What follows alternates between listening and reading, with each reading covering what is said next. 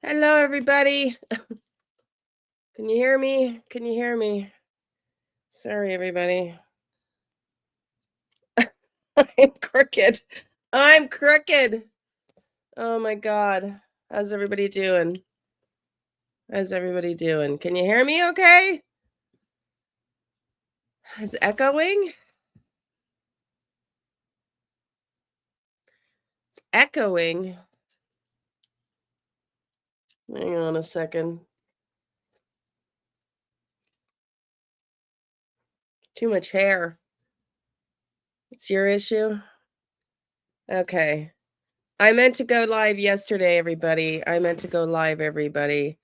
But I just wasn't feeling well.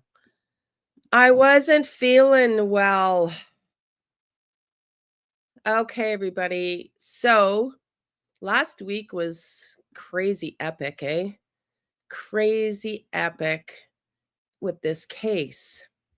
And yeah, crazy. And of course, we were here. Was it Saturday? Doesn't happen very often on a Saturday where you hear of arrests. We were here for that. Sorry, I'm just I had a busy morning. So let's get into the latest updates and what we don't know.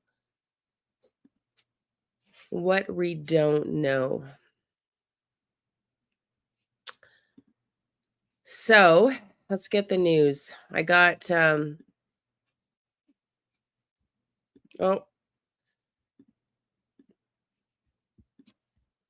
that's the wrong email. It's the wrong email. I got so many.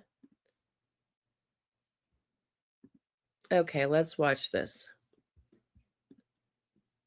How's everybody's weekend? How did everybody's weekend go?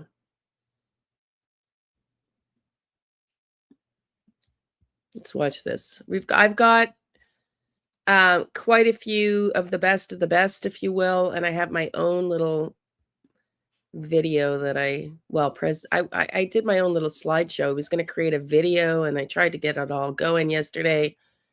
Anyway, I was too sick to get anything to work. But let's listen to this, okay? We've got some new developments. I got all your messages. Thank you for everybody. The charges, we're going to go to court today. I have the link for the live. He's going to be arraigned at 2:30 p.m. Eastern in 2 hours. So between now and then, we're going to review what we know, what we don't know of the case, and then we'll go to trial, where I do have a link, and see him being arraigned. And I did get the message, thank you everybody, that they've upgraded the charges. We'll go through that as well. Let's watch this for a quick intro. Shocking twist in the double homicide of an Ohio dentist and his wife that happened just before New Year's. A suspect now charged and arrested, and we are learning he was previously married to one of the victims. Michael McKee is now facing 2 counts of murder in connection with the deaths of Spencer and Monique Tepe. Now, he is Monique's ex-husband. The couple was found fatally shot in their Ohio home while their 2 children and the dog were unharmed inside. Police were able to zero in on him as a suspect because of surveillance video in the neighborhood around the time the couple was murdered. Now, from those videos, they tracked McKee's vehicle, finding it in Rockford, Illinois. McKee is expected to appear in court in Illinois tomorrow, Monday. A new development tonight, a community coming together to honor Spencer and Monique for their funeral that took place today. And for more, we are joined by Jennifer Coffendorfer tonight, law and justice contributor for News Nation and former special agent with the FBI. So they had their funeral yesterday. I'm guessing they must have been, we're going to read through family statements. We're going to read the dental clinic statements here. I've got them all ready to go. And I'm guessing that this news of the arrest came in, for a sigh of relief for the funeral, that they now know that they'll get justice. Well, let's hope, right? He's innocent until proven guilty in a court of law.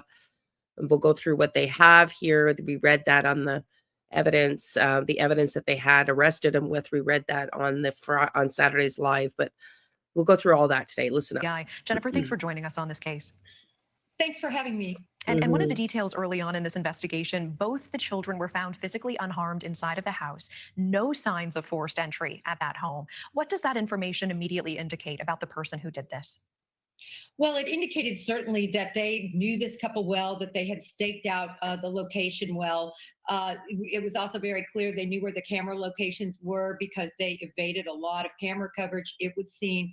And so somehow he came across that entry code to enter the residence. McKee himself, a vascular surgeon in Illinois and California, according to the Columbus Dispatch. His medical license record showing no disciplinary history or no malpractice there. And then his criminal records only showing traffic related tickets in the past. He has been charged. He has not been convicted. Are you surprised by the previous profile of this? Okay. So if you've heard about it, we're going to get into a video now where somebody researched. He was being sued. The ex-husband, the cardiovascular surgeon, was being sued at his own clinic. So we'll listen to that. Was that possibly one of the motives? Suspect. Not really. When I look at this case, we knew it was going to be very personal for somebody to go up in the bedroom and kill these individuals with a gun. So we knew it was very personal, somebody who knew them. What is interesting, though, this divorce happened about 9 years ago. They were married for such a brief time, only 7 months. And so that is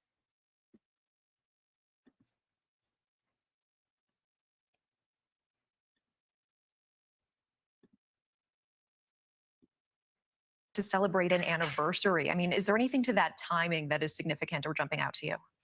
I think it could be. You know, when I look back at the Brown University shootings, Natasha, remember that individual, now that we have his sort of manifesto of why he did it, he had a deep-seated resentment that stayed with him for 3 years.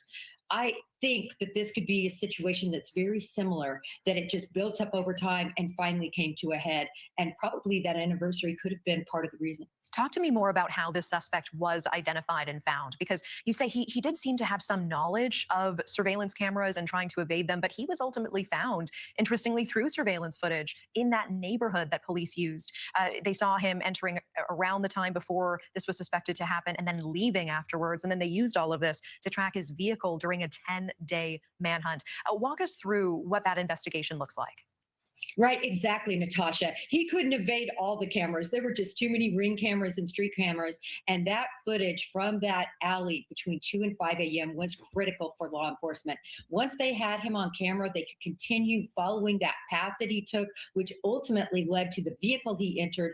That vehicle he entered then was registered to him. It was his vehicle, and they found him in Illinois. So great police work in tracking through that video surveillance. And obviously, this case so tragic, and one thinks about these 2 young children, the dog in the house. Is there anything that we should be taking away from a case like this?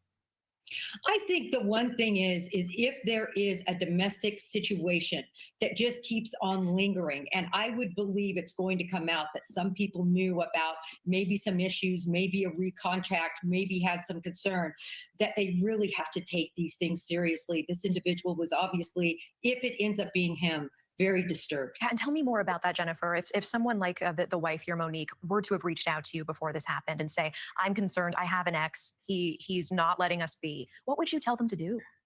Well, first of all, I would say obviously get rid of all contact, block everything, don't let them communicate. Secondarily, I would say get rid of those punch pad entry codes. Too many people likely had that. They had their wedding there. You need deadbolts. You need locks on your doors that are secure, that no one knows except for your family. Those were the 2 major things that I think might have led to this. Jennifer Coffendorfer, appreciate the analysis as always. Thank you so much.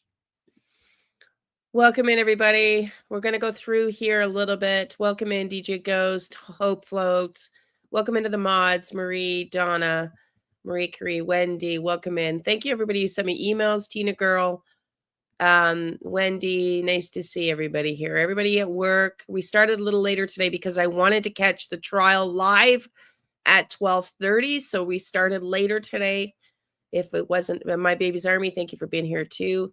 If it wasn't for the trial, we probably would have started a little earlier. DEA, welcome in. Cindy, welcome in. Just trying to get to the top, everybody. Please do all the YouTubey things. I want to talk about now what we don't know. Okay? because we know a lot, and we're going to review some videos here before we go to court. But I want to talk about what we don't know for a second, okay? First off, I also want to read the statements from the family, but before we talk about the unanswered questions, like I said, we're going to get into right now, I want to read the family's statement for you. We'll read the family statement for you. Bear with me because I'm going through a bunch of screens here. The Tepe family's statement. We have two statements. Today's arrests, this is the second statement, represents an important step towards justice for Monique and Spencer. Nothing can undo the devastating loss of two lives taken far too soon, but we are grateful to the City of Columbus Police Department, its investigators, and the assisting law enforcement community, whose tireless efforts helped to capture the person involved. We thank the community for the continued support, prayers, and compassion shown throughout this tragedy. As the case proceeds, we trust the justice system to hold the person responsible fully accountable. Monique and Spencer remain at the center of our hearts, and we carry forward their love as we surround and protect the two children they leave behind. We continue to honor their lives and the light they brought into this world. Wow. I mean, how sad is that? How sad is that? That is the statement that I just read you. That is on the screen now, that was released after the arrest. The family has made two statements prior to the arrest. They wrote, "Our family is devastated by the tragedy and senseless loss of Spencer and Monique. They were extraordinary people whose lives were filled with love, joy, and deep connection with others. Spencer was a devoted and proud father, a loving partner, and a friend to everyone he met. He was intelligent, warm, and endlessly welcoming, a graduate of The Ohio State University and a member of the American Dental Association.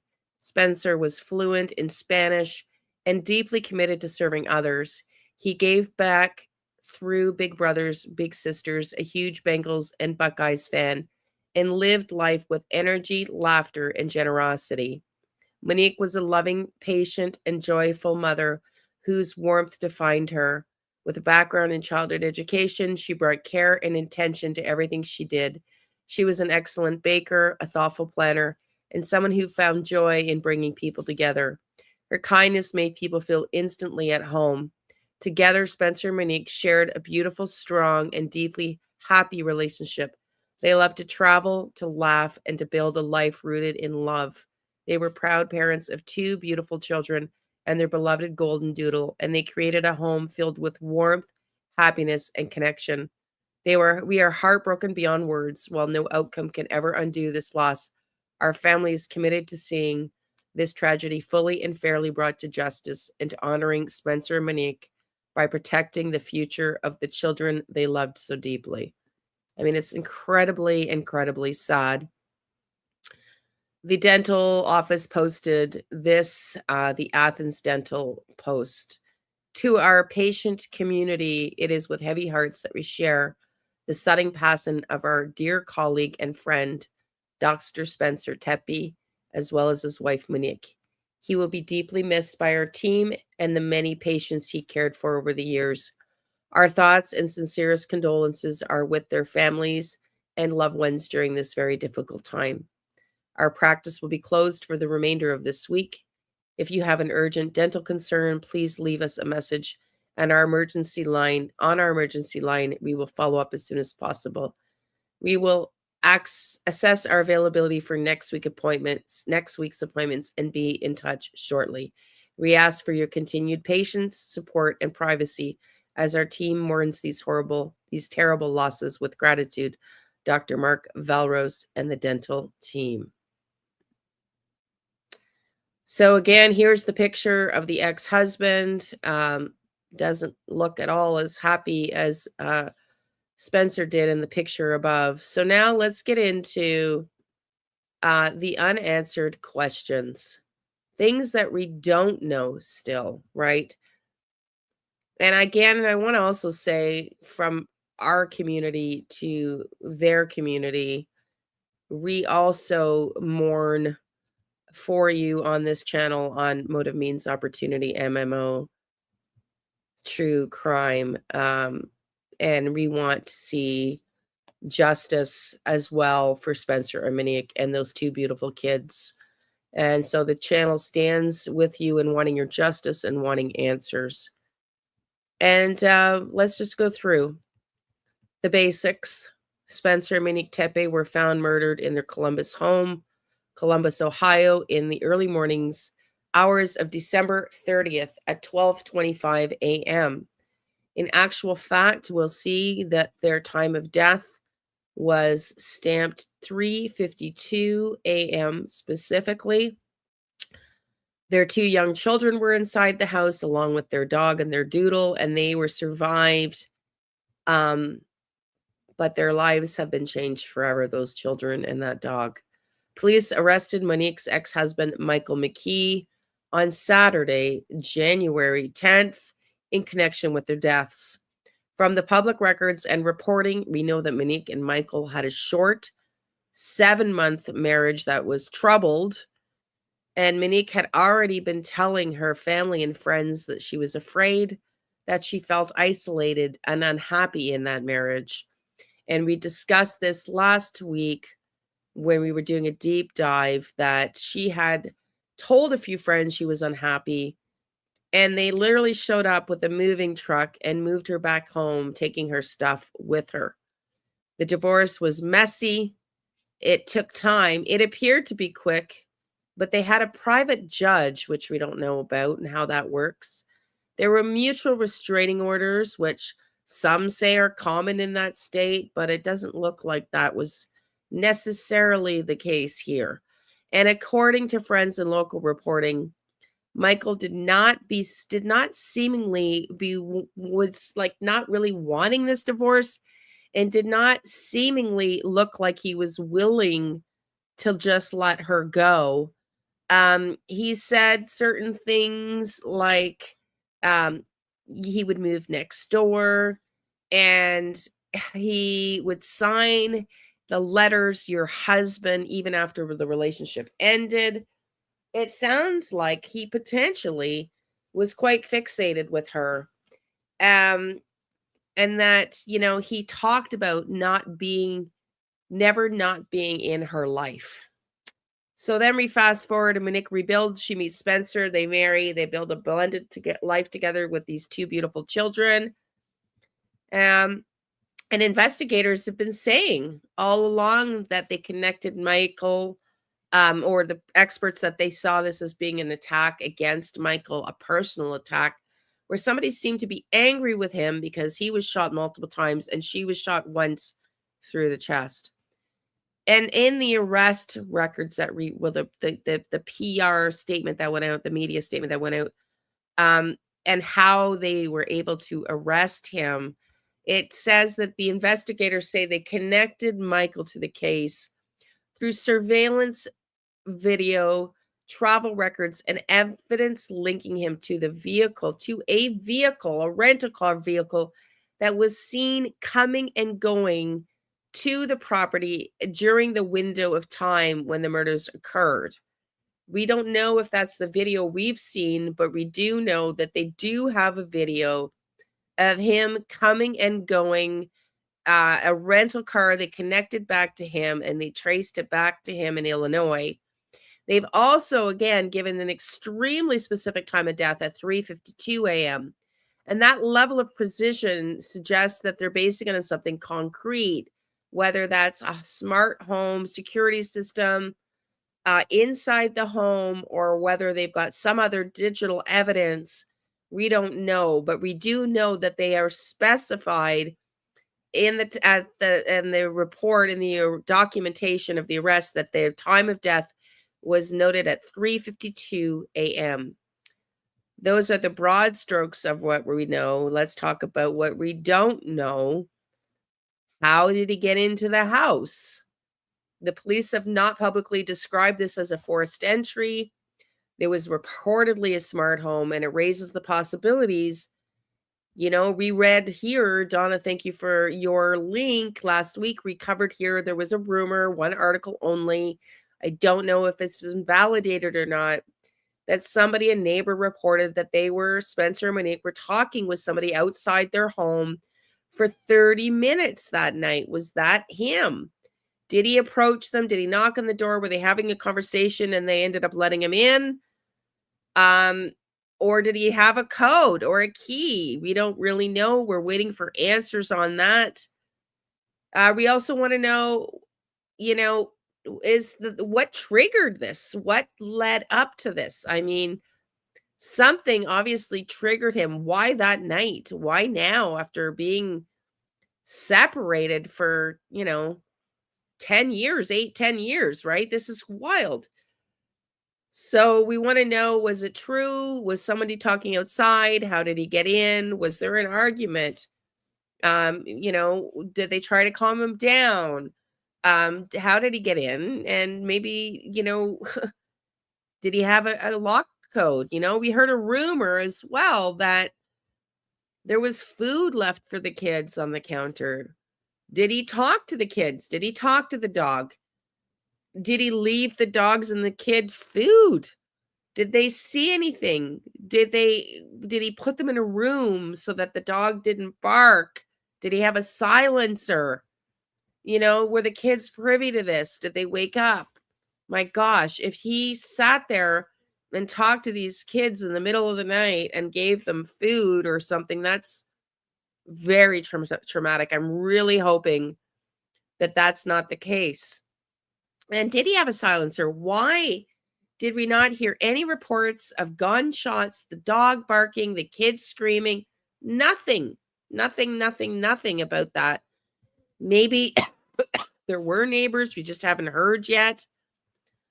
But it does suggest that this was really premeditated. And we heard Jennifer Coffendorfer report somebody had Googled that address multiple times 2 weeks before. Was that him that was Googling that address 2 weeks before? I mean, that person, that video of somebody walking up to the house, they looked pretty calm. How premeditated was this, if it was premeditated? Or did he walk over there and have a talk with them in a fit and it went sour? Right? So we have so many more things to learn. I doubt we will learn much of these today, but certainly we also want to know that Monique left him in this Michael McKee, her first husband, in 2026. The divorce was finalized in 2027. She met Spencer years later and married him.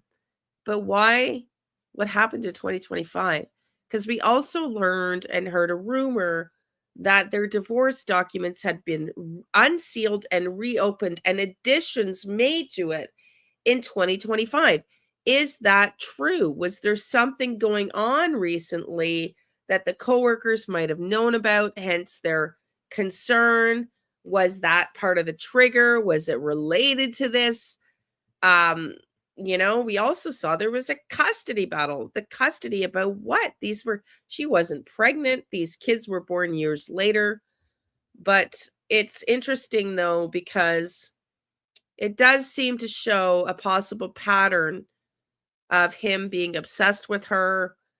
We know he had debts when they got married. He was not making a lot of money. In fact, she even bought her own marriage engagement ring and wedding band, and claimed them on the separation agreement that she was taking them since she paid for them.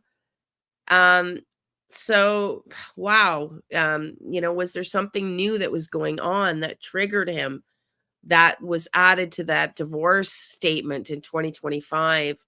And also, how are they able to specify that the murders happened at 3:52 a.m.? Was there a video surveillance in the house? Because it's such a specific time.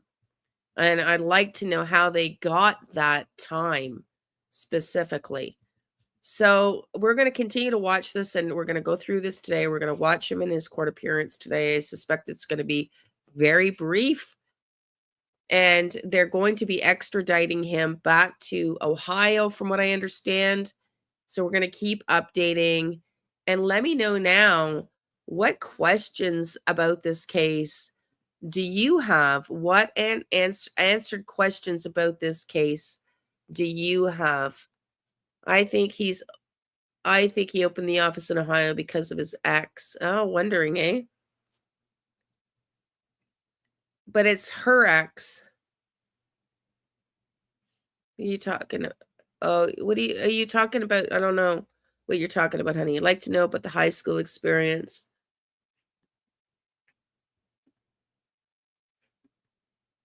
He might put a small cam in the back door. Okay, let's go in. We're gonna watch some more videos here. Whoops, let's go. This one is, we're going to start with this. It's going to just to bring us up to date for anybody just coming in, just to recap, and then we're going to move on. Behind bars, accused of killing Spencer and Monique Tepe. Good evening. Thanks for joining us at 6. I'm Isabel Hansen. The Tepes were shot and killed on December 30th inside their Wineland Park home. The couple's 2 young children, who were also in the home at the time of the shooting, were unharmed. Investigators have been on the hunt for the shooter for the past 11 days, and that search came to an end this morning when police arrested Monique's ex-husband, Michael McKee, in Illinois. We have team coverage for you tonight. Kirsten Lindquist has the latest information on the investigation and the man now charged with murder. And Steve Levine is learning more about how Monique and McKee's relationship came to an end. Let's start with Kirsten. She's live outside CPD headquarters. Kirsten, what do you know?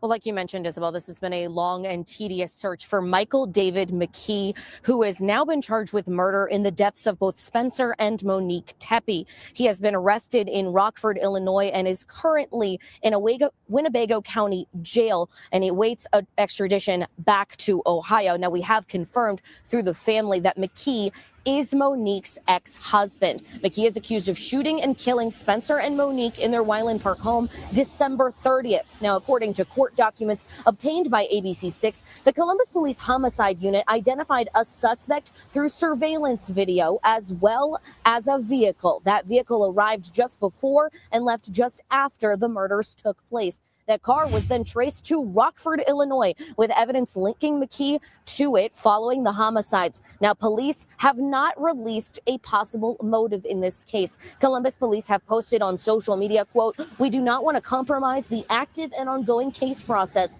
and additional information will be released when appropriate." The family also coming forward and releasing a statement of their own, saying in part, "Today's arrest represents an important step towards justice for both Spencer and Monique. Nothing can undo the devastating loss of 2 lives taken far too soon. Monique and Spencer remain at the center of our hearts, and we carry forward their love as we surround and protect the 2 children they leave behind. We will continue to honor their lives and the light that they brought to this world." Now, Spencer will be remembered as a dentist, while Monique was a stay-at-home mom, but both of them are described to be loving parents to their 2 young children. When we drove by the Tepe family home earlier this afternoon, we saw a growing memorial on their front steps of flowers and teddy bears. Neighbors who did not want to go on camera just said they are devastated by this loss. Now, as far as McKee is concerned, our team spoke with a sergeant at the Winnebago County Jail. He awaits extradition. That extradition hearing is set for Monday. Funeral arrangements for the Tepe couple have also been set. A private service is scheduled for tomorrow. On your side, at Columbus Police Headquarters, I'm Kirsten Lindquist, ABC 6 News. Thank you, Kirsten. Steve Levine's looking into the suspect's divorce with Monique Tepe. And Steve, what did you find out? Isabel, the couple was married for a little less than 2 years. They wed in August of 2015. This is a copy of the divorce decree approved by a judge in June 2017, just a month after Monique filed for divorce. The court filings indicated the divorce was amicable and listed no major contentious issues between Michael and Monique. The divorce decree stated Monique was awarded the divorce on grounds the parties were incompatible, and Monique was entitled to a divorce. The couple was separated at the time. McKee awarded their Virginia home the two had been living in while they were married. McKee was in residency at a Roanoke hospital when the couple divorced. Monique living in Westerville when the divorce was finalized. The couple had no children and no spousal support was awarded. The agreement included a standard mutual temporary restraining order, which is common for divorces such as this that relate to assets and property.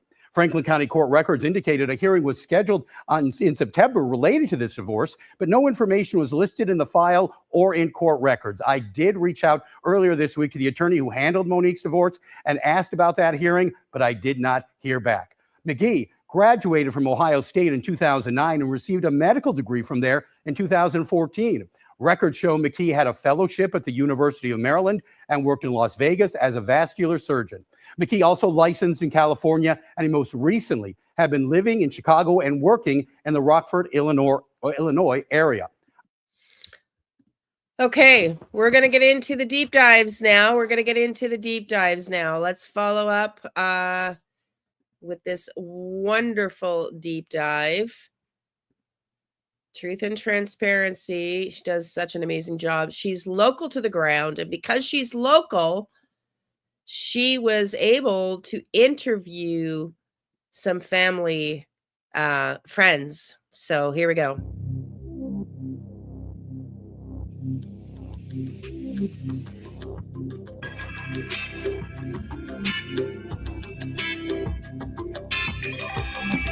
Dear Momo, I feel so lucky to be up here with you today.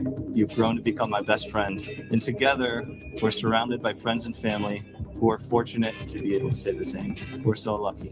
Our support system is immense, and you embracing Larry, a crazy group of friends, and my loud family like you have means the world. I vow to support you, to believe in you, and to encourage you.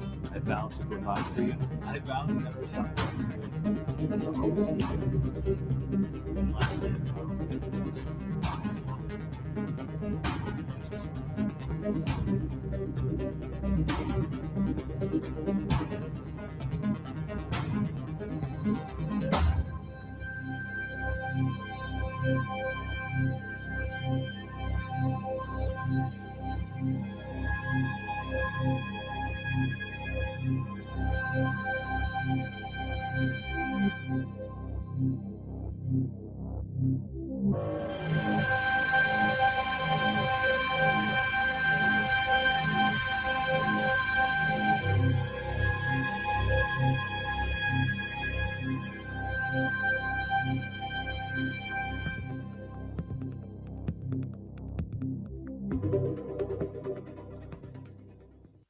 What is everybody? Welcome to Truth and Transparency.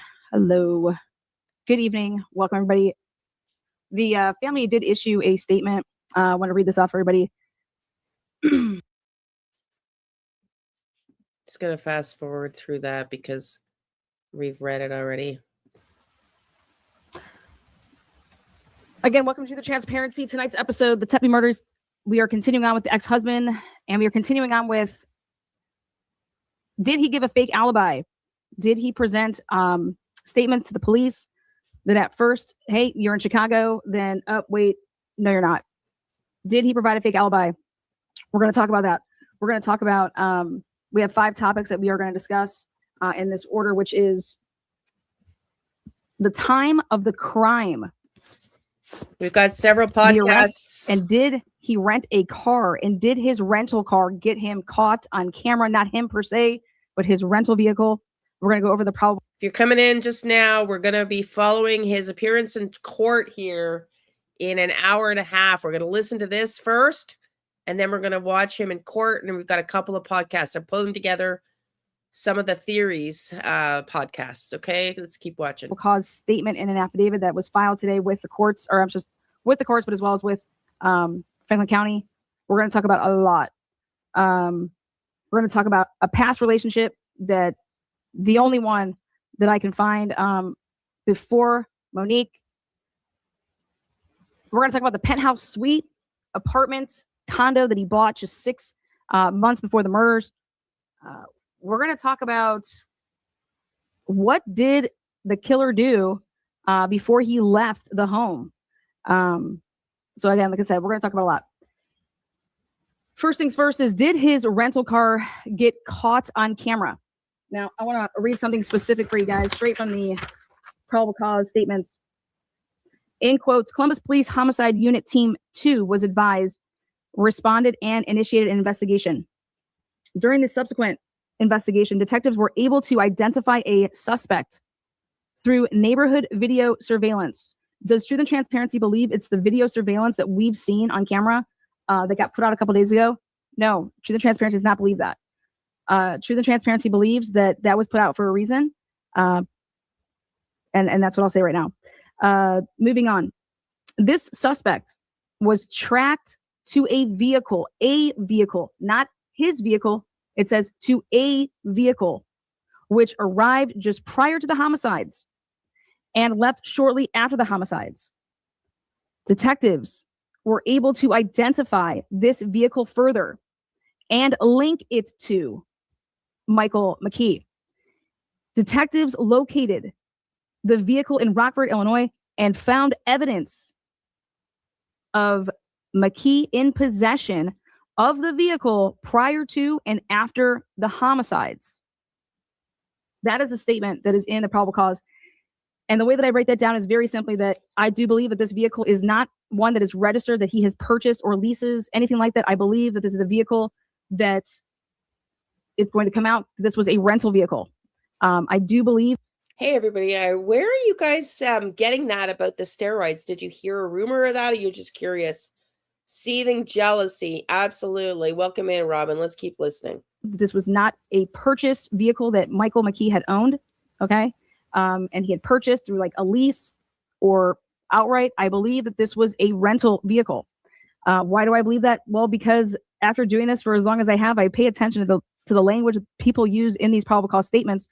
And it leads me to believe that this suspect was tracked to a vehicle. So during the investigation, detectives were able to identify, and when they say identify a suspect through neighborhood video surveillance. So they said, hey, that person right there, we believe that that's our suspect. And then they're tracking that person's movements throughout all the cameras, okay? At one point, this suspect that they were tracking, okay,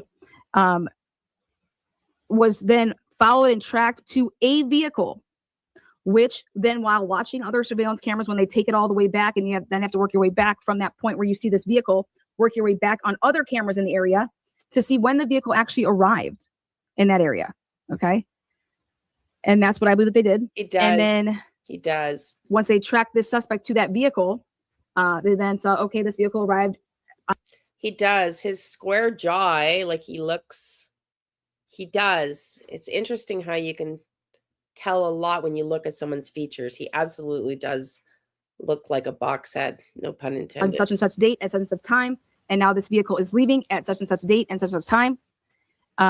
Then from that moment, after they tracked the suspect that they believed to then a vehicle, detectives were then able to identify this vehicle further. And then they were able to link it to Michael McKee. And how I believe that you would be able to do something like that is rental agreements, things of that nature. Detectives located the vehicle in Rockford, Illinois. Now, here's a key part. When they located and it was in Rockford, Illinois, the vehicle, that could be simply, it could have been at a, Enterprise parking lot at that point. But at the end of the day, they identified this vehicle and it was in Rockford. That's where he resides in Illinois, and found evidence of McKee in possession of the vehicle prior to. Thank you for sharing, DEA. I'm glad you got out of a situation like that. I myself have been in a situation like that, which is why, while we mainly cover true crime, sometimes we talk about these important issues. And I'm going to take the time to talk about that because you brought that up. One of the important things that I always want to talk about here is trusting your gut. Trusting your gut, because we've all been in relationships where, and Monique, thank God, now it didn't bode well for her in the end, but She acted quickly. She married this guy, saw some red flags, and said, "Get me out of here." Just speculation, says DEA. That neck size looks like he's been working out with help.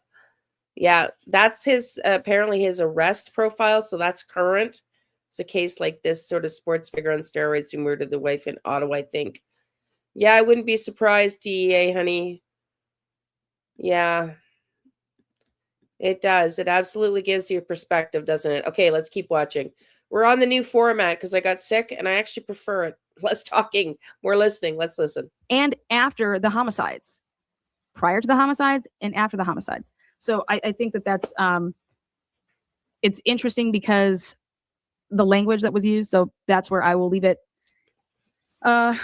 Next. Hope. Okay, I really want to start focusing. So if you have a link, can you send me a link if you have something you want to add? Because I want to get to this live soon and I want to get through this first. I want to show you guys a timestamp. A timestamp. Check this out.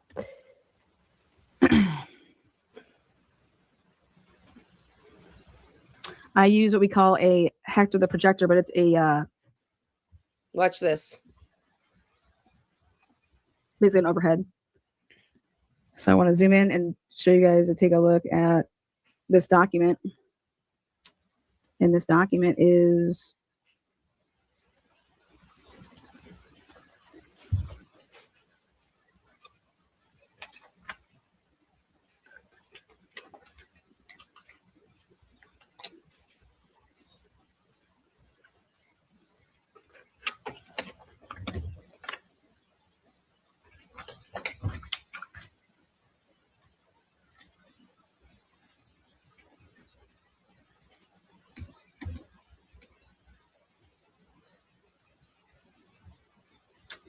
date of the offense 12/30/2025.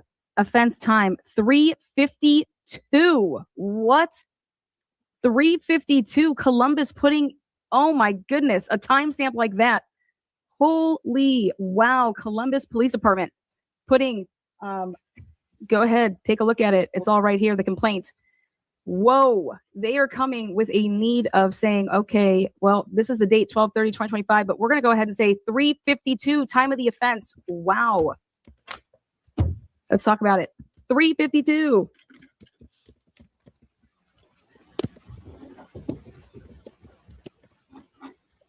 Remember what I was telling you guys about? I was telling you guys that that house was a smart home.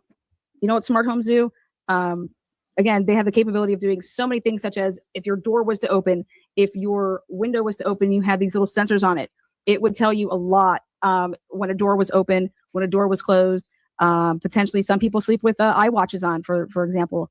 But wow, they came with a time of the offense at 3:52 a.m. and they put it right on the document. I don't know if people have caught that or not, but Columbus Police Department, they are labeling the time of the offense is 12/30/2025 at 3:52 a.m. Wow. Usually you see stuff like time of the crime is, between 2 and 5 a.m. They put time of the crime 3:52 a.m. Wow. I mean, that needs to be spread far and wide. Okay. It's on the document 12/30/2025, and they are labeling the time of the offense at 3:52 a.m. Wow. I mean, that's in black and white. I've never seen a probable cause have so many few statements. They literally put in the probable cause to arrest the ex-husband of Monique by saying that, listen, we came and we either called you on the phone or we sent troopers on over to your house to let you know that there was a murder and it involved your ex-wife. And we simply wanted to tell you that. And we want to, we're doing our due diligence. We're just going around asking everybody that is in the inner circle where they were, so where were you on the 29th or 28th or 30th, whatever they went ahead and gave him and asked him in the beginning. And he said, yeah, I was in Chicago. not sure how much more he gave, obviously than that, than saying like, I don't know, I was here in Chicago. I wasn't in Columbus. Okay, just to refresh, we're listening to Truth and Transparency. She lives in Columbus, Ohio, and knows friends of the family, friends of the friends. So she's going to get into some details that she learned doing interviews with those people in a few minutes here. But early on, when I say early on, this has only been going on since obviously December 30th. It is January 10th. But early on, meaning in the prior days, Columbus Police Department had spoken with him. Yeah. Okay. And, it was assumed that if you want to say the word, he had an alibi, he was not in the state. Okay. He was not in Ohio. Well, something progressed when they did their due diligence for, the police department. They're investigating a murder, too, and not so fast. So I think it's going to come out that he lied about his alibi. I think that they have evidence that he lied about his alibi. How do I think that's going to come out? Well, they were tracking a vehicle, and then when they tracked this vehicle, I believe that it was a rental, and it was rented in his name. That's how I believe it. That's what I think. You guys remember how there was a wellness check, and it wasn't a homicide or homicides at first, but it was a wellness check, get people over there? Do you guys remember how the police didn't get to go into the house first and other people went into the house? There was 4 911 calls, 4 of them. There were 3 males in the house when the police arrived. So topic 3 here is we just talked about topic 1 and 2, which is the time of the crime, the Dr. Michael McKee's alleged alibi with this rental car that I believe is going to come out. Could be wrong. I've been wrong plenty of times in my life. But the next thing is topic 3 is how did he get in? How did he get in?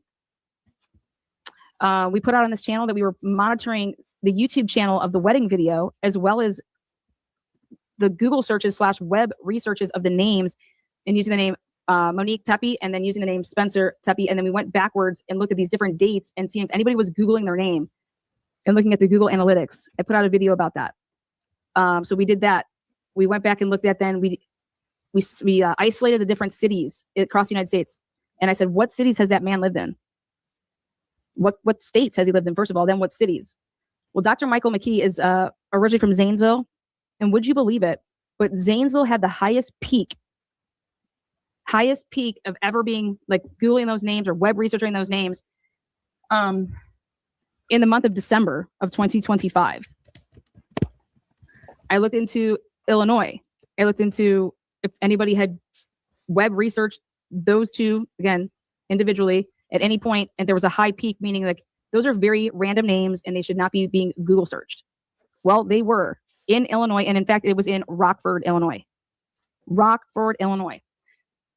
Now, wow. He's from Zanesville. Wow. Wow. We put that out. We sent that tip into CPD. TNT's been boots on the ground since, I don't know, I feel like I haven't slept in days, but we looked into if you have your channel. So if I own my YouTube channel, I can actually go back in the back. Just going to fast forward through this. These videos and where they were located. Can you do anything with this? But my video, how they made a mistake. From where Michael D. McKee lives to where he lives at now and where we're located here in Columbus, you cannot make that round trip driving without stopping for gas. So this is like my latest hunt is to see if we can find where and when this man would have filled up a tank of gas, at least 1, if not 2. That's my next hunt that I'm on right now. Is also you're going to stay way away from like using any toll roads or anything like that. So you're going to be going a route that's not like that. But right now, it would be within the 30 days for all the gas stations from here to where he lives. If everybody out there would just look at if you own a gas station, even if you think it's out of the way, this man would have went out of the way. If you could look at your gas, if you own a gas station or you work at a gas station, please look at your foot. All right, now, how did he get in? Right now, 39. You have proof of this. Married in 2015. They were engaged in 2013. They started dating in 2011. Okay. In 2016, like I said, they get married in August of 2015. They moved from Ohio, Columbus area. They moved to Virginia for him to finish up his residency in Roanoke area for Virginia Tech area. Monique's working from home because she's working remotely from Nationwide still. Nationwide allowed her to still be with them and work remotely from home. And so she was able to do that from Virginia. So he was always working. So he wasn't there that much. That means she's not only by herself a lot when she was out in Virginia, she doesn't know anybody there. She didn't have any family there, friends there. She's moving to a new city with him and she was miserable. Her family, she tells her family a bunch of things that were going on. There was emotional abuse, a lot of the silent treatment that just wouldn't talk to her. No physical abuse that I have been told from anybody, but it was like the silent treatment. Anyways, her family rents a U-Haul, comes and picks her up, takes her all of her stuff when he's at work, loads it in the U-Haul. She follows in the U-Haul, and then it's just like poof, gone. That's how she left him. He comes home from work, and his wife is gone. All of her belongings are gone. All of his stuff is still there. Anything that they had in the marriage was there. Wasn't much. They came in with nothing on their backs, basically. As you guys have heard in the divorce papers, she paid for like a portion of her engagement ring, a portion of her wedding ring. So she poof, gone, left. Well, yes, this was in the spring of 2020 or in 2016, the spring. That's a great point. That's a great point. Thank you, Passion Flower. Maybe an Apple Watch. Yes. Interesting. She's like, I can't do this anymore. So she was there for like 7 or 8 months in Virginia, left. Parents came, family came, picked her up. They took the U-Haul. She followed along. Then she stayed with her parents for a little bit before she then moved off with a group of girlfriends in the Short North area after that. When she was still staying at her parents before she moved off with her friends, Mike would send her cards or packages, whatever, and would sign the cards or packages, love your husband, not love Mike or Michael, love in quotes, your husband. What? Love your husband? Okay. Pretty wild. Love your husband. Well, she got all the paperwork here, signed the papers. He wouldn't sign the divorce papers. So here's a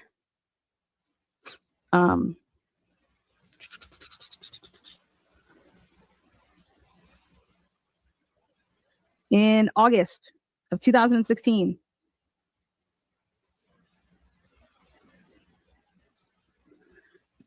Monique writes one of her friends and says, August 19th, 2016. They weren't officially divorced on paper until June of 2017, but she had already left in the spring of 2016.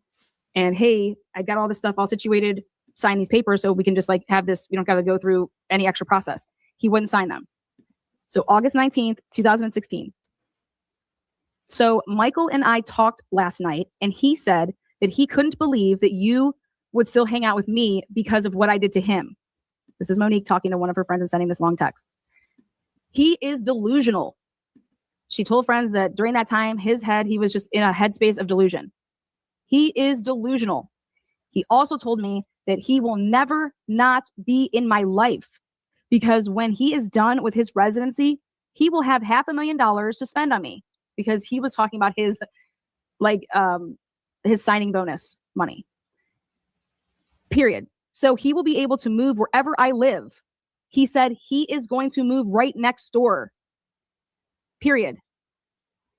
I may end up having to get a restraining order at some point in my life if he doesn't move on.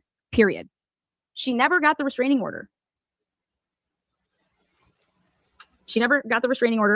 Not that anybody has known about, but this is a text message that Monique sent one of her friends on August 19th, 2016 at 8:08 a.m. And I said to myself, wait a second. That's like, they didn't get divorced on paper until technically it was finalized. She filed the paperwork in May of 2017. And then it was finalized in June like 29th, like the day before or after his birthday in 2017. So, but I wanted to share that with everybody to understand that, hey, like this is what we're dealing with. What else here? Woo. So again, just to remind everybody just coming in, this is Truth and Transparency. She lives in Columbus, Ohio, and has been boots on the ground talking to family and friends, friends of friends, rather, researching. So this is her account. We're going to be going live when Michael McKee ends up in his first hearing for extradition back to Ohio. in an hour Eastern, 2:30 p.m. Eastern in 1 hour. Stay tuned because I'm watching in the live screen. There's nothing up there yet. As soon as they start panning to outside the courthouse, we'll go there. I mean, to sit here and say, he also told me that he will never not be in my life because when he is done with his residency, he will have $500,000 to spend on me. So he will be able to move wherever I live. He said he is going to move right next door to me. So I said, please look and see if he rented any space over there. There's a ton of rental property over there where they lived. And then I said, how did he get in the house? How did he get into the house, though? At the end of the day, if he's the guy, right, you arrest him. I believe in innocent until proven guilty. You guys know that if you guys watch my channel. I'm like diehard our Constitution. I'm diehard our constitutional rights. Nobody fucks with our constitutional rights. That's why we live in America. It's the most amazing place. I love it. I love being an American. And the rights that are afforded to every citizen is just, you can't get that anywhere else. So it's an important thing that we protect all of our rights, right? If you wrong one person, you wrong us all. And so, Dr. Michael McKee he's an innocent man until proven guilty. I believe in that wholeheartedly. I do. And, but it's like, okay, how did he get into the house? How did he get into this house?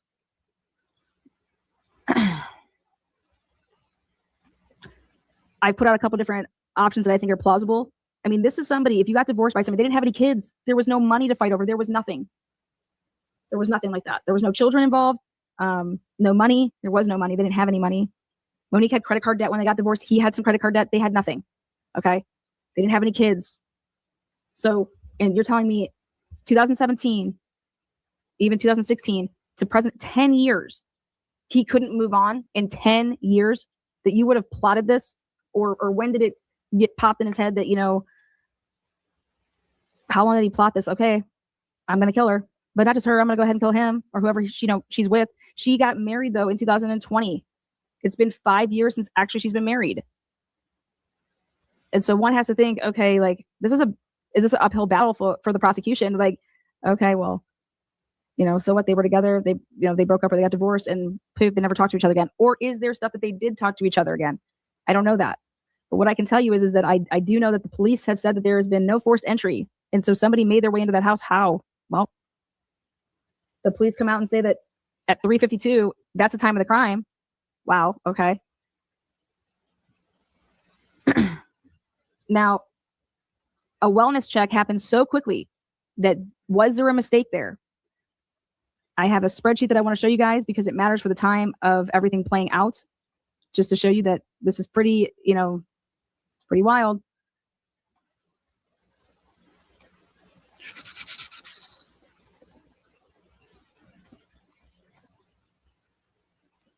They travel a lot. They entertain a lot. People are at their house. They go to people's house. So if he's paying attention to all of this, he would know that. How you doing, Zach? Nice to see you, buddy. I didn't get that email from you. I've been sick as a dog, so nice to see you, buddy. What do you think about this case? I mean, he would know.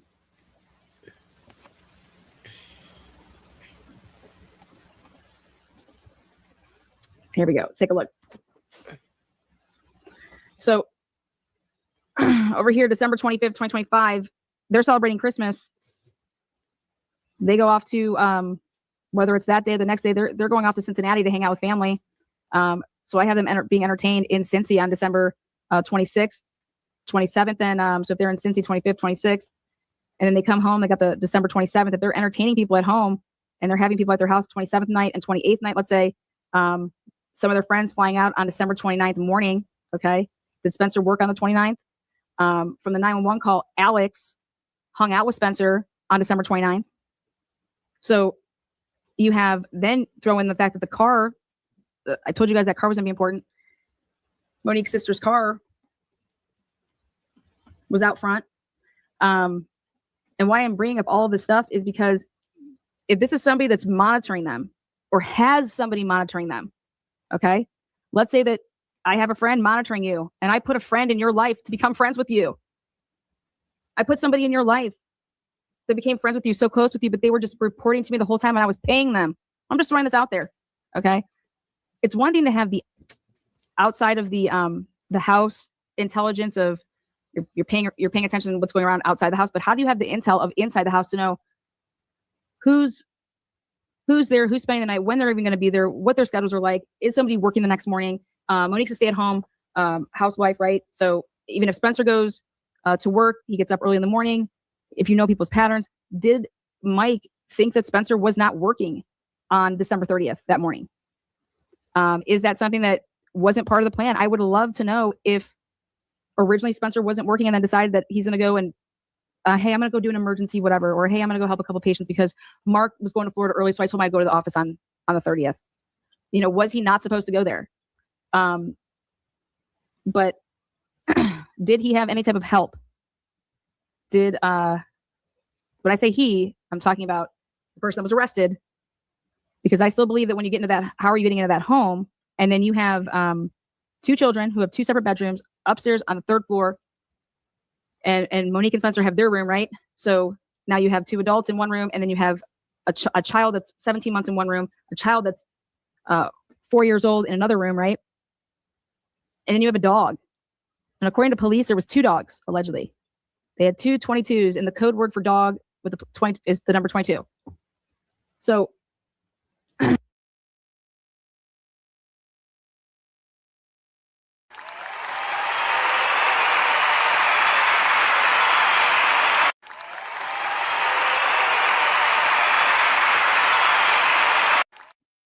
Thank you, Donna. Miss Donna, always gifting memberships. Thank you, Donna.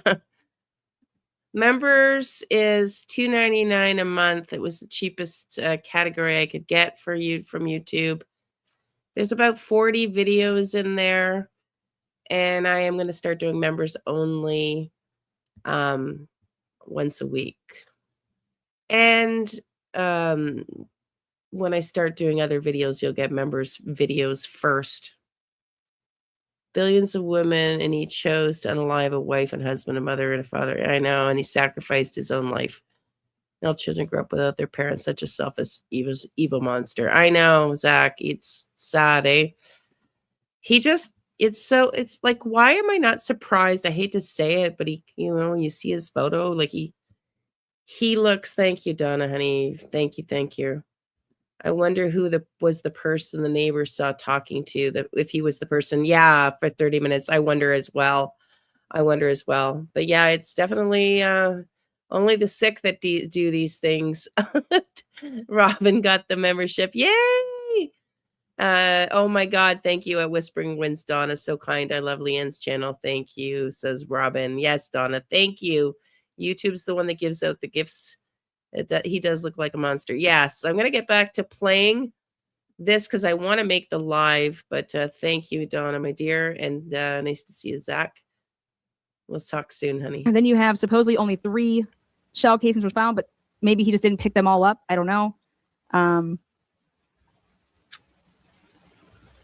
But the way that Monique was shot, according to the dispatch people and according to the first responders that we heard on the logs, was shot kind of through the side, up and through the chest, he said. Side through the chest. That's how he worded it. And that got me thinking about, wow, if Spencer was shot twice and Spencer was killed first, and then if this is a person they're arresting as the ex-husband who's been obsessed, you would kill Spencer and isolate then yourself with your ex-wife, Monique, right? And then if you're telling me that if she only suffered 1 gunshot wound, that's very risky that somebody could potentially survive only 1 gunshot wound with a 9mm gunshot wound. You can survive if you were shot.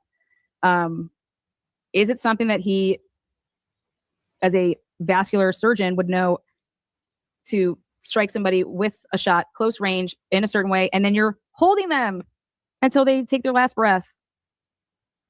I mean, anybody who would wait 10 years to come back and commit this type of a crime is delusional, diabolical, and you would have to get on a level of thinking like them. And it is very, very risky to only shoot somebody 1 time and think that they're going to die, especially if it's in the body. It's a body shot, not a head shot, or Then remember how we had those 3 people that were in the house and the police didn't get there first? Well, sources say that they couldn't get into the master bedroom. What? What do you mean they couldn't get into the master bedroom? What do you mean all the doors were closed? Remember when we heard that, oh my God, on the 911 call when she transferred him to the medics and it's ringing. And he's like, oh my God. You guys remember that? Oh my God. Oh my God. Well, I don't know about you guys, but I have a 10-year-old, and I tried to teach my kid at a very young age that, remember when we were younger, we all had landlines. And so our parents had to teach us how to pick up the phone, right?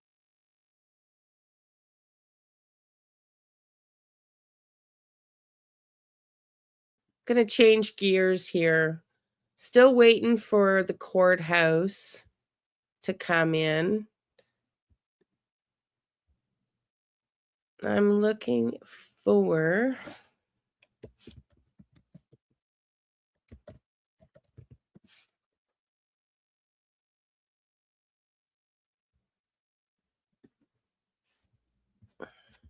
what's his name?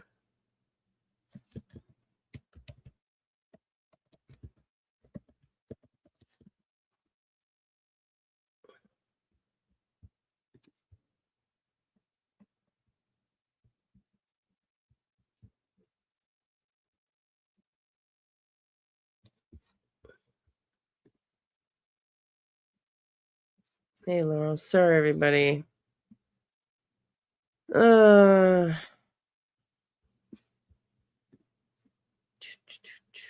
was ready.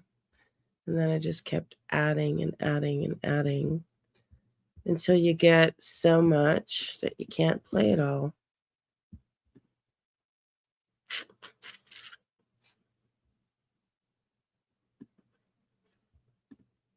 It's not the one, but I'm going to look.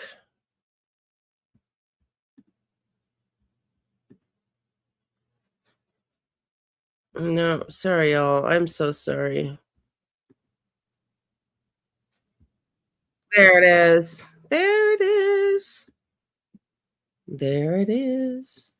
We won't be able to watch it all because I'm waiting for court to start. But listen in. Of Dr. Spencer Tepe and his wife, Monique Tepe.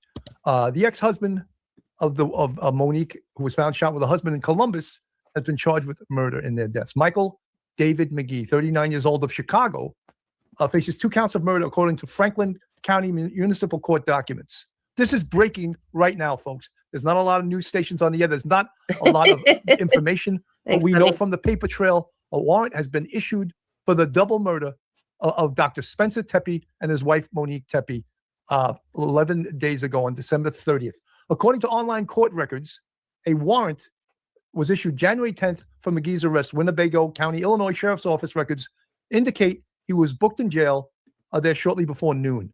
He will remain there until authorities extradite him back to Franklin County.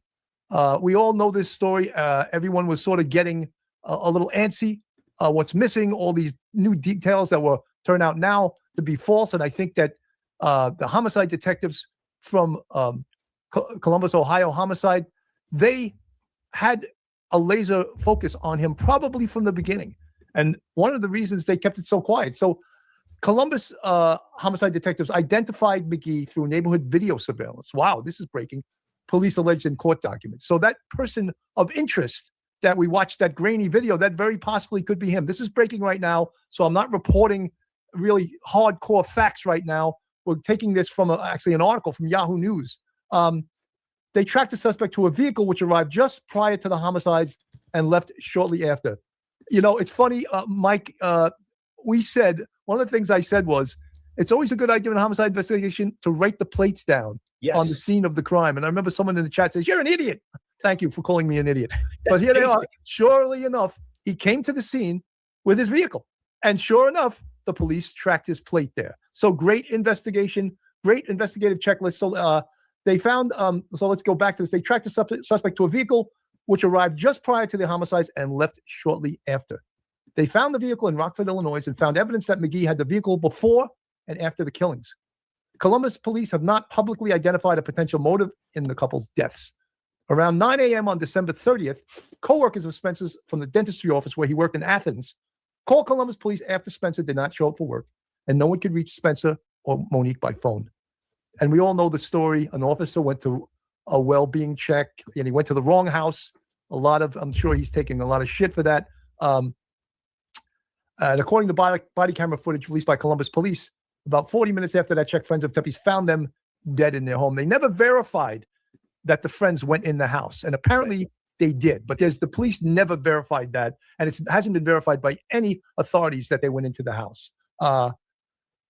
And the other thing that was that she did not make those 911 calls on December 17th. So all of that stuff was fluff. And that's why we on this station don't report unverified information, because most of the time it comes back as being false. And it just adds to a lot of untruths about this case. Police focused the investigation on the window of time between 2 a.m. and 5 a.m. on December 30th, which is when they believe the couple was killed. On January 5th, detectives released video from a security camera showing a person walking in an alley near the Tepe's home during that time frame, calling the person a person of interest. A public visitation for the Tepes will be held from noon to 3 p.m. in January. Anyway, the husband is from the greater Cincinnati area, family members say. The couple's brother-in-law, Rob Missler, confirmed to the Inquirer that Spencer Tepe lived in Mason throughout his childhood and attended schools. And anyway, that's not important right now. What is important is that it appears a warrant has been issued to Michael David McGee, the ex-husband of Monique Tepe. And so much we don't know about this. So much we don't know. I believe that Michael McGee is a surgeon. He's he's quite a accomplished person himself. Don't know. I don't have the information right now how long he was married to Monique, but obviously there was some problems there. Mike, this is all breaking. Your thoughts? Yeah, Bill. This is as you say about the writing down the license plates. This is where basic, solid investigatory protocol works its magic, because writing down, going to the location, writing down all the plates on the videos when you see, but he was already gone, of course, when they got there, but going around and getting all the video and seeing if you can identify all the license plates. So somewhere along the line, they got that plate. And once they got that plate and figured out who it was, they narrowed the suspect list down very quickly.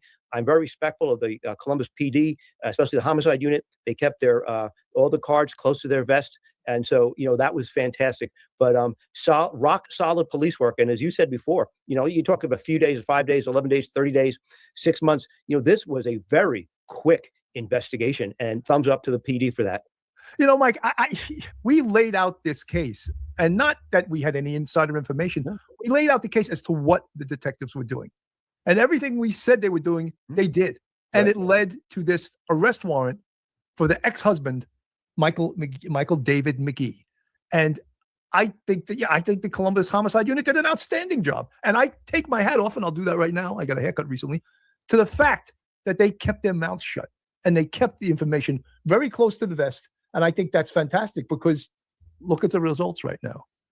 And motive, we don't know the motive, but all the investigative tools, and who knows, Mike, they may have even used geofencing. Right. They may have used that, because first of all, now you can work backwards. Mm-hmm. They spotted that car, right? Right. They ran the plate of the car. When they ran the plate of that car and it came back to Michael David McGee, the ex-husband of Monique Tepe, they must have been like, oh my God, look what we got. Right. This is huge. That's huge. It's not coincidental that he happened to be there between 2 and 5 a.m. The ex-husband, we've talked about this many, many times in many cases where, you want to find a motive. Who would have reason to kill someone? Well, you always look at the ex-lover, the ex-husband, the ex-boyfriend, the ex-wife, the ex-spouse. You always look there, because there's usually tension. And we've seen this before. Interestingly, the Tepe's 2 children, they're not from a previous marriage. Those are their children. So Mr. McKee does not have any relation to those children really whatsoever. But I read somewhere that apparently Monique was afraid of her ex-husband and told friends that she was very scared of him. And so maybe that leaked out. So when they to the investigators, I can't say, for instance, we've got that 100% nailed down, but that's what it appears possibly to be. Some sort of jealousy, breaking up, whatever it happened to be. But they solved this very quickly, and they did it very professionally. Nothing leaked out. And so therefore, they did a rock solid job. And by doing what they did in the time frame that they did, you know, and I know this was priority one for them from December 30th to the present day. You know, Mike, and I'm not going to be like an I guy. I told you so. I told you so. But all of the investigative resources they used, right? They hit pay dirt. You know, and again, this is early on. Right now, an arrest warrant was issued for the arrest. We'll recap of Monique Tepe's ex-husband. He's also Dr. Michael McGee, who she was previously married to. It stated to friends that she was afraid of him. Apparently, the detectives spotted his car on the scene by running plates. You know, I want to go back to that person that said we were idiots for even talking about that, you know, who's right. idiot now, right? And the car was on the scene in the time frame. Right. Unknown right now whether or not he is in fact the person of interest in that video that was released. It's a very good possibility that he was or is the person in that video. That will all make this case much, much stronger. Right now, they have, well, it's too early for us to even say this, a circumstantial case, but go through his phone, right? Mm-hmm. Go through his GPS on his car, right? Right. Go the car seen on the scene prior to the murders, then back in his hometown. All of those things, they connect the dots. Was there any contact between him and his ex-wife, Monique? There must have been, right? Right, but obviously someone, Venus Gal from the chat is saying, Venus Gal 2706, they divorced like, what, 7-8 years ago? Yes. Man holding a grudge that long or obsessed with her, them. Venus Gal, you could be 100% correct that he's obsessed and he never got over it. Right. And here he sees his ex-wife happy with another man, 2 children with another man, and maybe he just couldn't take it, you know? Maybe he couldn't take that his ex-wife was all happy with this new man living in Columbus, Ohio.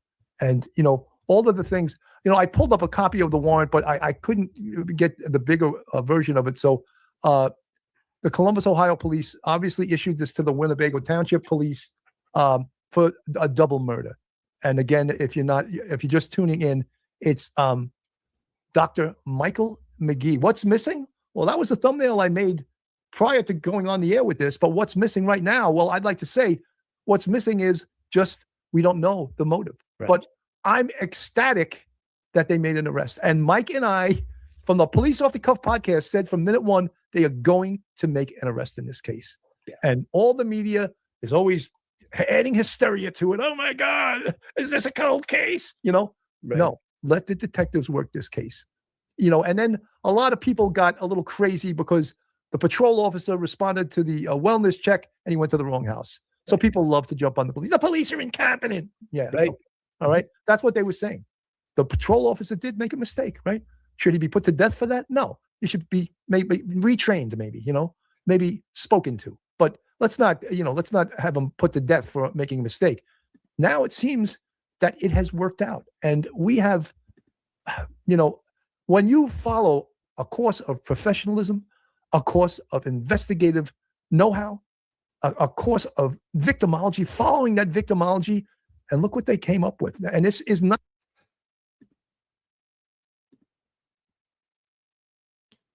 Gonna change gears.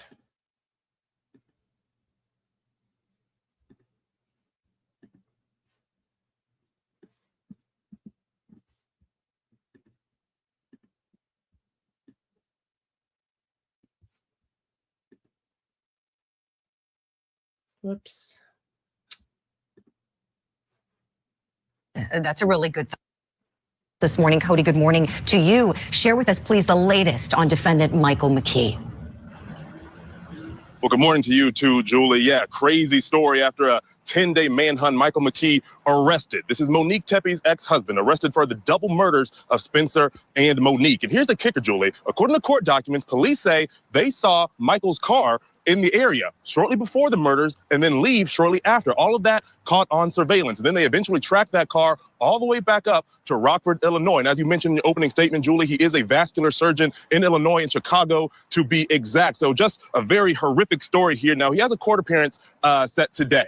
Now, he had to appear in Illinois first because they had to start the formal extradition process. And then he'll come right here behind me in Columbus, Ohio, to the Franklin County Municipal Court, where a bond will be set. And then this case will move on to a grand jury to see if any more charges will be filed. And then he'll be in court for there and then have to go to a grand jury for a potential indictment to see if those additional charges will be filed, Julie. Right, Cody. Cody, any particulars, if you know, about what time we expect him to make the appearance and when the extradition process is expected to get underway? Well, I was reading and researching. He said he had to make his first appearance in Illinois, of course, before being extradited down here. Now, that hearing was scheduled for this morning, so it could be any day this week or even later this afternoon, depending on how quickly that goes up in Illinois before he gets down here to Columbus, Julie. But again, he has to go through there, then he goes to that grand jury to see if more additional charges will come on. But very horrific story, Julie. And you know, it's very interesting because the house had no signs of forced entry. Now, it was one of those houses that had a keypad, a key code to get into the front door. So that begs the question, how did he get inside this house? Right, Cody, certainly one of the most troubling questions in this case. Someone had to have known that code in order to enter. So if it was Monique Tepe's ex-husband who did this, how then did he get the code? Cody, I understand that there was an opportunity for friends and family to pay their respects for Dr. Spencer and Monique Tepe on Sunday. Tell us, please, a little bit about what happened. Absolutely, Julie. You know, this community just really shaken by this because this is an up-and-coming community in Columbus, Ohio, in the Wineland Park area. They lived in a beautiful home. They had a celebration of life and visitation yesterday before having that was early in the afternoon. Then they had a vigil later in the evening, people coming out in droves showing their respects, you know, leaving flowers at the home, leaving flowers at the visitation, and just really, you know, just reflecting on such a horrific crime in this area and hoping that, you know, it doesn't happen again. But they are very thankful that somebody is finally in custody after this more than a week and a half manhunt leading all the way back to Monique's ex-husband, which is just the you know, it's just the worst part about it. All the way back out of state in Illinois, but they're very happy that someone is in custody now. And most certainly, our love and prayers go out to everyone who loved this couple so much. Cody Thomas, live for us in Columbus, Ohio. Thank you so much for that report this morning. We want to continue the discussion now. Let's bring in retired FBI Special Agent Jennifer Coffendaffer and attorney and former SLED agent Tommy Pope. Good morning to you both. Jen, let me begin with you with that troubling question that Cody and I were just talking about. How might Dr. Michael McKee, the defendant who's accused in this case, have obtained the code information to the front door of his ex-wife's home? Well, you know, very early on, it was so concerning that they had their wedding there. When you have your wedding there, imagine all the people who might have been exposed to that code. Everything from friends, family, associates, and also the caterers and so on and so forth. They were married, even though it's been about 9 years ago that they've been divorced. They were married. They likely have many mutual friends. And I just wonder if somewhere in different conversations, he at some point obtained that from a wedding goer, from a mutual friend. Oh, that's a good thought. That's a really good thought, Jen. Yeah. Tommy, let me ask you about another thought. Could this have been obtained through a hacking? I keep thinking for some reason it's stuck in my head, a hacking of a phone or some device to get a front door code. Thoughts on that? I would be surprised. I think you would see that more often, you know, if that was the case by people that didn't know each other, just criminals in general. You know, relationship wise, you know, even them being married, like Jen said, there may be relationship. It might be the one we always use, you know, where she always used her birthday or whatever, if that's the case. And I was thinking, I know this happened at the middle of the night, but according to how their relationship has played out over the years, you know, you can't say that he wasn't given, you know, to drop something by, you know, according to how testy their relationship was. You know, I see they have a Ring camera at the door. So if it was the front, hopefully, I could even see him knocking on the door in the middle of the night with my car broke down and I didn't know who else to ask. Because all he really needs is the door open to you know, get a pistol involved and back him on and get him on into the house. Mm-hmm. Yeah, you're both raising such good points. Was he given it? You know, if it was an amicable divorce and there were no problems, you know, was this someone that was trusted? And like you said, we know police have said they believe the couple was killed on the top floor, but we haven't heard whether or not they answered the door in the middle of the night. So, you know, those are all really good theories that you both postured here about this. Jen, I want to go back to you. The idea of the why now is so troubling, I think, for a lot of people. I was just doing a discussion on the radio a few minutes ago with my friends back in Pittsburgh at the Odyssey station there. And they were saying, you know, she was divorced since 2017 from this man. Why now? What do you think about that time frame, please? Well, I find it very interesting. If you look back at their divorce, it was amicable. He actually got to keep the home. There was no alimony or any sort of money awarded. In addition, she says in those papers that I guess she paid for her own wedding ring. So it was a really clean split. They had a private judge. That's typically where you just work it out behind, the headlines, right? And work out your divorce and it's over. But this is what I think. When I look back as an example on different cases I had where grudges were held, if you look at a recent case, the Brown University shooting, that guy, Valente, held a grudge for 3 years. He had multiple plans for going and killing his former colleague and committing the Brown shooting. I think this was festering and festering and festering over years. And the happier she got and the perfect life she had, the more he wanted to destroy it. Oh, Jen, I think you're right on the money. I think you're right on the money there. And you both know this. And What do y'all think in the chat? I agree. I think he was jealous. They were so happy. He appeared to be obsessed with her at the time of the divorce. His life's potentially like, I was going to show a video before court, but I'm trying to rotate a little bit of all the videos. But I still haven't found the one that the I forget the name of the channel. Shoot, that I wanted to show his theory. He heard about the lawsuit that the doctor was having. The ex had a recent lawsuit. So is it he was just they were such the perfect couple, so happy, and he just had it out. Anyway, it's pretty scary. So we're gonna keep watching. I'm still watching for the live trial. We'll keep watching this, and then I'm going to look for that other video if the trial hasn't started yet. I mean, it's going to be an in and out arraignment. I would bet 10 minutes because it's really just about him being extradited over to Ohio. Tommy, legally looking at those divorce documents, there may not be anything on the face that says the relationship was dangerous or volatile or anything like that. But we know from experience, what's on paper isn't always true, right? Do you think it's possible, Tommy, that maybe he exhibited signs of abuse or violence or something early on that made her say, "Ooh, I got to get away, and I don't want to anger him more. We're not going to put any of this in. I'm just going to get out." And maybe he was still trying to exert control. Thoughts on that? Yeah, digging into it, you look, Garth Brooks, because most divorces have country music as the background music for it. So Garth Brooks said, she's going to make it, he never will. And I think if you look at a divorce, the fact that it was amicable, the one that doesn't want the divorce is the one that seems to carry it. She's moved on with her life. And as far as it being a length of time, it's like Jen said, there may have been a triggering event. There may have been one Facebook post where she's just finally gotten so happy that he can't stand it anymore. Or they did this, or, and you don't know what's cooking in his head. And you're right, Julie, it might not be in the paper. And the fact that it was amicable from a division standpoint, in some scenarios may trend that she just wanted out. And wasn't worried about support or things of that nature. And so I think, as you guys have said, I think it festered, and finally he brought it to fruition. Mm-hmm, right. This just doesn't suddenly happen. It's like something in the middle is missing. It's missing.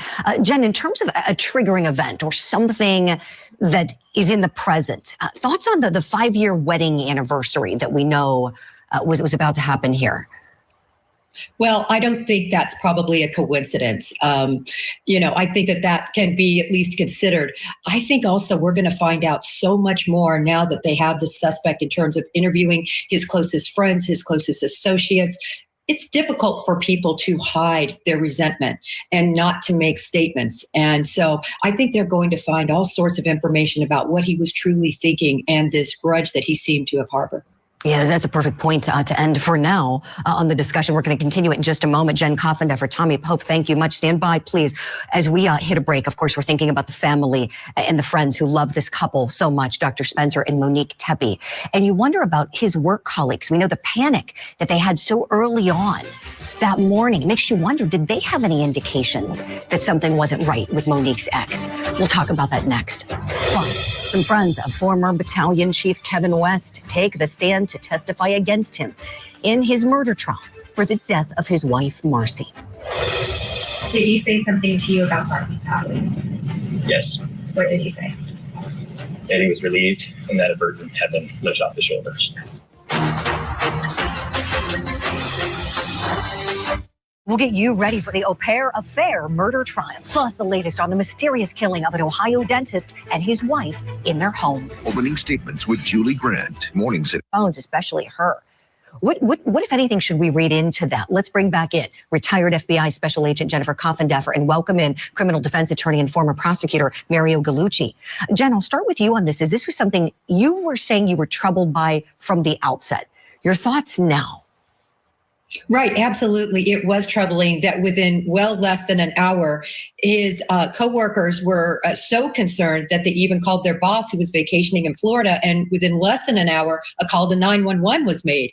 So that alerted me to the fact that they know something. There was something that made them on edge, I think, far beyond being a little bit late to a dental office. And now I think we're going to find out that maybe they knew information about concerns that she might have had. Right, Jen, I'm with you. Mario, do you agree that that was really odd? There was so much panic so early, and it seemed just questionable. It seemed just odd to many of us that at 9 a.m., there would be 911 calls wanting a welfare check at the house. Your thoughts now seeing the arrest of the ex-husband. Does it make more sense to you? So I agree with Jen. I think that we're going to find, that there's going to be a report that there was some information that there was something going on in the background here. One of the news outlets actually reported that Tepe's family knew immediately who was responsible for the death.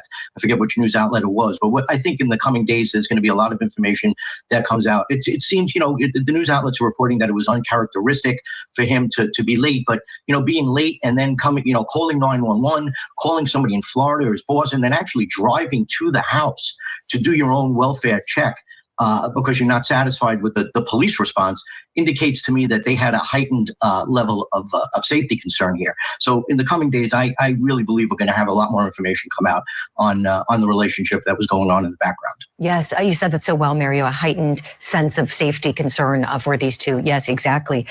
Jen, I want to go back to you on how this guy was caught. Police say it was through his car, that a neighbor's Nest camera took some video of this man around the window of the homicides going to a car. Police tracked the plate to Illinois. The car belongs to Dr. Michael McKee, the defendant here.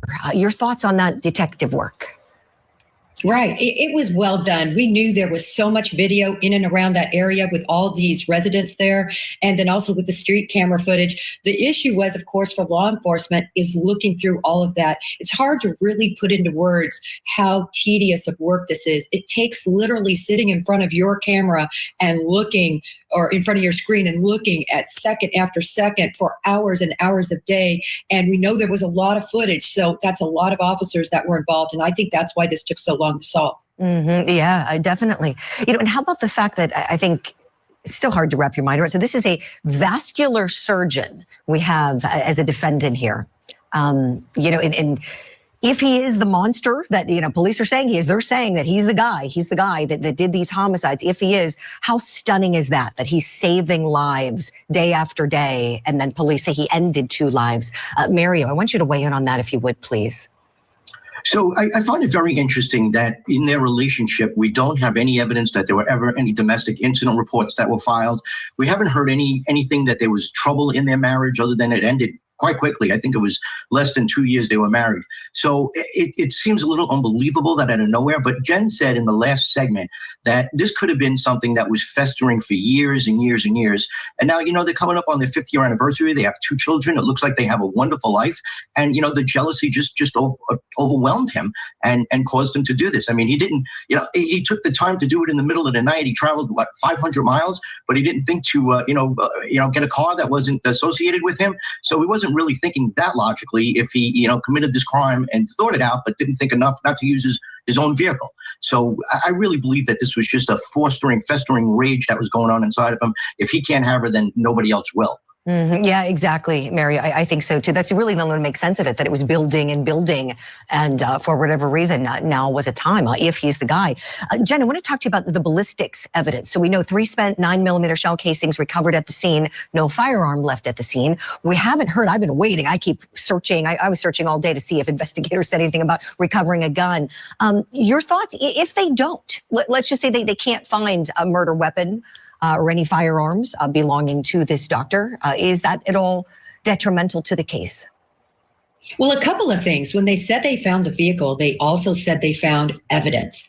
And when I heard that, immediately I thought, did they find the gun? They didn't say that, as you said, Julie. They didn't say what the evidence was. But I wonder if there was any mapping, that he had printed anything out, or that gun. If they don't find the gun, of course, they can track possibly a gun to him. Look, these were precise shots. One to the chest on her and 2 other shots to him that were all kill shots.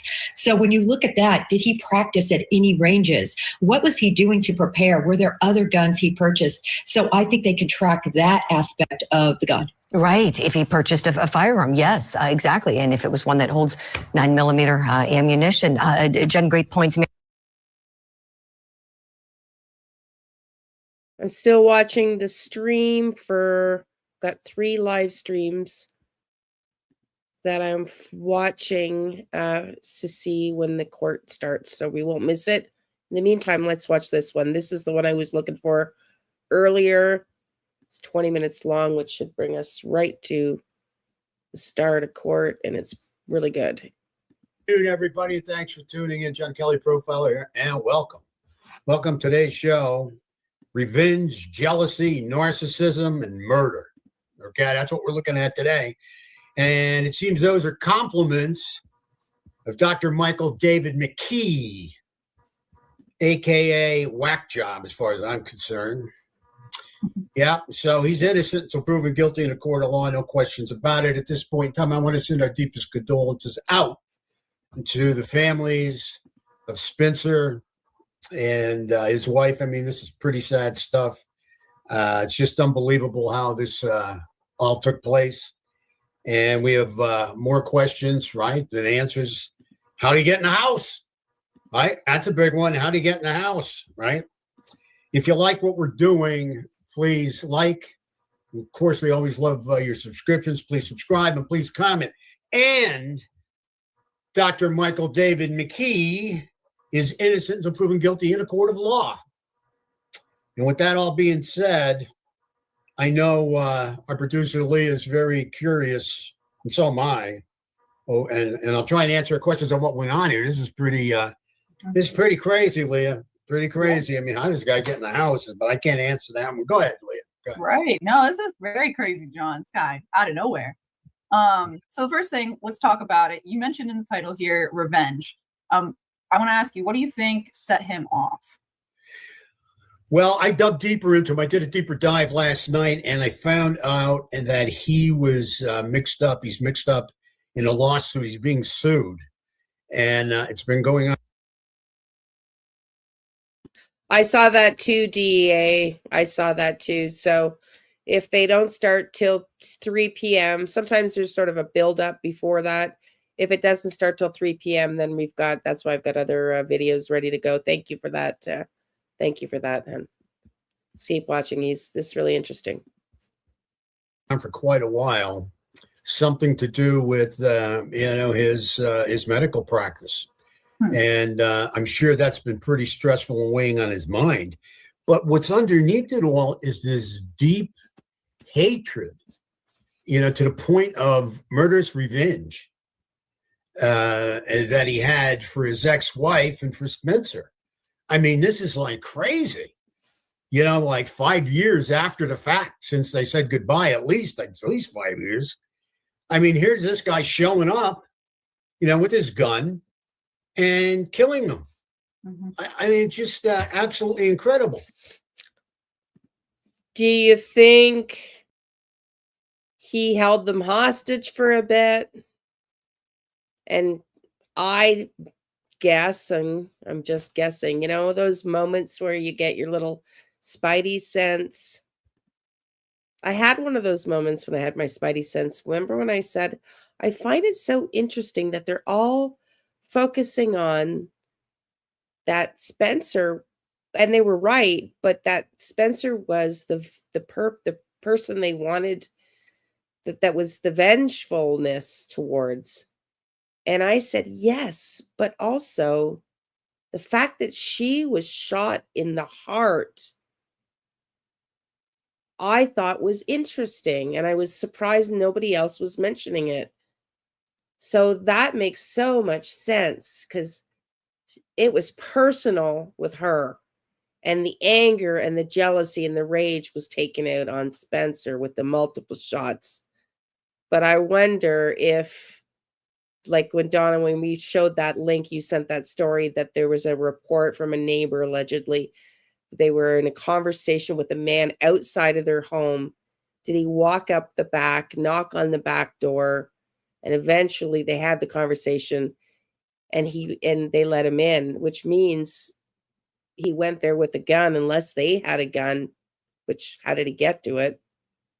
Which would have, like, and did he shoot Spencer multiple times before he killed her to make her watch him pay? He seems like, yeah, like he was sick enough to do something like that. Yeah, Faye, the dog in the children's room. Yeah. Yeah, and I hope that's not the case because, and God willing, those kids didn't hear any of that or understand it or won't remember it. My God.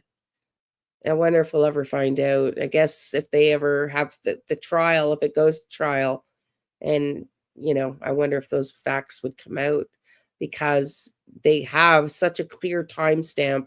Somebody here suggested an Apple Watch, or whether somebody was texting. If this was a long drawn out event, they said 2 to 5. Was he there from 2 to 5? Did he arrive at 2 and they let him in at 2:30, and then the phone call happened, or the murders themselves happened at 3:52 as per the timestamp?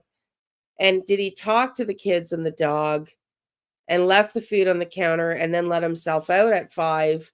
Because we know they have surveillance footage to him getting out, going to the home, and back in the car, and they very specifically said 2 to 5. And if that's the case, that is just the thought of him having been there for 3 hours. I just can't. I can't. It's just, wow. Does that not, like, yeah, I think so. Make her watch and pay. Yeah, I know. It just, think of that, Okay, let's finish this up before court. Let's go. He's blaming her pretty much for everything that's gone wrong in his life. He's a real narcissist, in my mind. Mm-hmm. He's blaming her for everything that's gone wrong in his life. And he is innocent until proven guilty. But this guy is blaming this poor woman and this man for every single thing that's wrong with his life. It's not his fault. Say narcissists they deflect real quickly, blame it on somebody else, can't take the blame, can't be wrong. Definitely. He dropped it on them big time. He dropped the bomb on them. There's no question about it. And it's all because of him. And he thought he was so smart, he's going to get away with it. And cops did a fantastic job. And they grabbed this guy pretty quick. Go ahead. Yeah. Okay. So speaking on the motive a little bit, what about the wedding anniversary? Weren't these two, Monique and Spencer, going to celebrate their 5th wedding anniversary soon? Yeah. I mean, that was coming up. I think it's like January 30th or January 31st. He killed him on December 30th, I believe. So, what was he focusing on? Was that part of it? Was that part of the desperation? I mean, this guy drove all this way to come over here and kill these two loving people. This is just too crazy. And the best is you have one of the victims being a doctor of dentistry. He's a dentist, okay? Mm-hmm. And this guy here is a surgeon. I mean, what type of surgeon is he again? Isn't he like a vascular surgeon? Vascular surgeon. He's a vascular surgeon that's got looks like a pretty good lawsuit going against him and some other people. That's what happens. Everybody gets sued when there's complications in a surgery or something. I don't know what it's about, but I know he's under the hammer on a lawsuit. And I think that pressure was building up inside him too. Can't hold a relationship. I mean, I'm pretty sure he was married after her. Yeah, the guy can't keep a relationship. She only stayed with him 9 months when they were dating. Yeah. So going back to their marriage. I know you had mentioned it to me, but what's the deal? She supposedly bought her own engagement ring or her Can wedding you ring believe that? for that. Is that unbelievable? I mean, yeah. I mean, this guy, he obviously he didn't come up with the money because part of the divorce was she had to be reimbursed for it. She had to be reimbursed for it as part of the divorce. Okay. Wow. Yeah. That's interesting. Yeah. So, I mean, engagement ring, wedding ring, she forked over. She forked over the money for these two rings. It's funny because I wonder when he became a doctor. It's like, why is she the one? But side story. So what do you make of Spencer being shot 3 times, or at least multiple times, and Monique being shot once? What does that say to you about this guy? Well, when you're talking about a vascular surgeon doing the shooting and knowing all the veins and arteries in the body, I have to believe that he wanted Spencer to suffer. He shot him 3 times. Guaranteed that Dr. Michael here really knew what he was aiming at, and tried to make him suffer as much as he could, and I guess felt a little sympathy, if you will, if you'd call it that, because he only shot her once, shot her in the chest, and knowing his knowledge of the anatomy of the body, he probably shot her right through the heart. If it was only one shot to the chest, he knew where he was shooting. I mean, this guy knows where every organ, every vein, and every artery is. This guy's had a lot of training to be a vascular surgeon. Indeed. Yeah. Now, earlier you mentioned to me that he's an anger gatherer. You've used that term once in a while, but can you explain it to me in this situation? Well, he's just building up all this anger. I mean, this is like years after they broke up. He's just building this up and up and up and up. And I know this type of narcissistic, rageful individual. I know what these guys are like. I mean, he's just, well, if she didn't leave me, if she didn't want a divorce, this wouldn't have happened. If she didn't want a divorce, that wouldn't have happened. If she stayed with me, I'd be okay over here. If she stayed with me, I wouldn't have lost my job over there. If she stayed with me, I wouldn't have had to move out of state. Like everything, all the blame is focused and centered on her. Guaranteed. So he's gathering all this resentment, these various resentments, this anger, okay? And eventually it just built up to the point, maybe the lawsuit, tipped him over the edge. That was the stressor, because usually there's a stressor before these kind of guys act out, especially with this length of time and everything. Something else was going on. That might have been the stressor that pushed the button, the go button, and sent him on his way from Illinois. I think he was in Illinois all the way over to Ohio. It was 325 miles, 350 miles of travel. Yeah. What do you make of that? Him driving all that way in the middle of the night on a cold day, on a Tuesday or whatever day it was. But I mean, this is a man that at this point in time, I believe, knows exactly what he's doing, but he is just running on volcanic rage, and he wants to give paybacks for what he believes are wrongs that she did to him that he didn't deserve. So he's running on vengeance, and this is going to be your payback. I can't wait to pay you back for all you've done to me. Look what you've done to me. Look at all the hurt and sorrow and pain you brought into my life. This guy's a doctor making tons of money. He's got an unbelievable specialty. He's a vascular surgeon.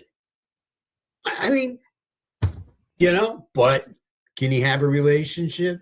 Nah, doesn't look like it. They don't work for him. He's got his problems with that, and somebody's got to pay for it. Not him.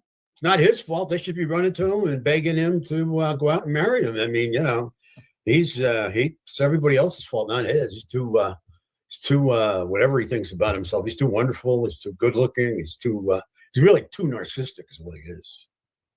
Indeed. Now, you talked earlier about vengeance being addictive. Oh, yeah. I mean, that's the latest research that's coming out, that it seems vengeance can be addicting as just about any drug.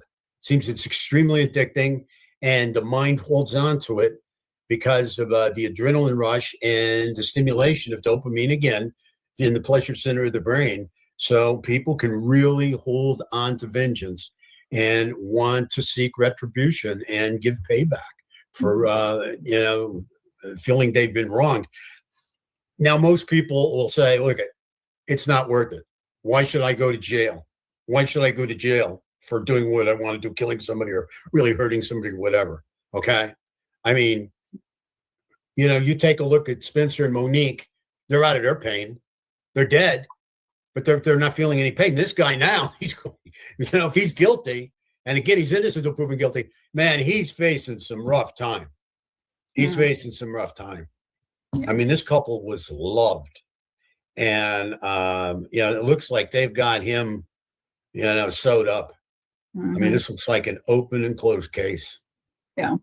Yeah. I mean, to think, he drove there a couple hours. He had all that time to think about it. Still did it. Exactly. Go ahead. Allegedly. We don't, innocent until proven guilty. Okay. Now, we always talk about this. I just want to get your take here. But what is this guy's primary intake sense? What do you think?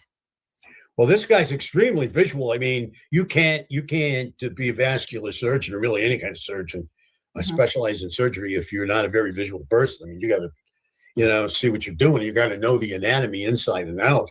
So, but also I got a feeling, and I don't think I'm wrong, that he is so void of feelings that, he may attract certain women for whatever reason, because I don't think he's that good looking either, to be honest with you. But, after they get around him a while for any length of time, they start to sense, this narcissistic kind of behavior and, this lack of feelings and lack of empathy. It's pretty kind of an oxymoron when you think of it, that a doctor, could be so void of feelings, right? It's interesting. Yeah. But then again, this isn't your GP going to, see you and have a relationship with you. This is some guy that's just going to come in and operate and how do you. Still, so glad he didn't take his anger out on some poor person while he was performing surgery. They posted these deeds on his public pages for being a physician. Is that what you're messaging me, honey, in the background? I haven't looked at it all yet. I'm waiting for trial. I've got 3 lives going. We're going to continue to listen to this and go back to another podcast until the arraignment starts. Goes, I guess, right? That's a specialty. Yeah. But still in all, being in the medical field to help people, how could you be so void of feelings? Maybe he doesn't have good bedside manners. I don't know. Yeah, I would guarantee you right now, if they try to grade him, if they ever graded him on bedside manners, he wouldn't have a patient in the world. Yeah. He's just in there to do the job. Yeah, you'd think a robot's coming in the door or something. Yeah. I mean, and two, you look at his picture and he just looks dead behind the eyes. I mean, maybe it's just the picture, but he looks out of it. You picked that up. Picked that up. That's what psychopathic eyes. Psychopaths run in all different types of careers. You can be a CEO of a company. You can be a laborer in a company. Can be a street guy. Can be a manager, and you can be a doctor. They're rare because you would assume they want to help people and they have some feelings. Usually, psychopaths don't do well in that kind of arena. But this guy here, yeah, I mean, he's really an odd one. I'll tell you, there's no question about it. And boy, did he cause so much damage. And then you have these children, and they have no mother or father. One's 3 or 4, and the other one's only like 1 year old. I mean, what did they see? What were they around? Yeah. The only good news is he didn't kill them. And he didn't kill the dog. He gave the dog a break. Yeah. But this guy definitely planned this out. How'd he get into that house? That's very interesting. I wouldn't be surprised, knowing the big-heartedness of Spencer and his wife, that they may not have kind of opened up the door for him or something, or felt sorry for him, or I don't know whatever kind of story he had and how they felt, because they're supposedly very caring people with a very, very big hearts. I don't know. I mean, he's no small dude. I don't know how he got in there. I really don't. But obviously he did. Now, this is probably gonna be my last question for you, John. I just want to ask, what do you think about him not having any history? Well, when you look at history, I mean, it's very interesting. You would think somebody like this has some violence in their past, and they're known, okay, for illegal activities, or even if it's not legal, but people would know of some kind of explosive temper or something like that, right? Because obviously this guy exploded on these two people.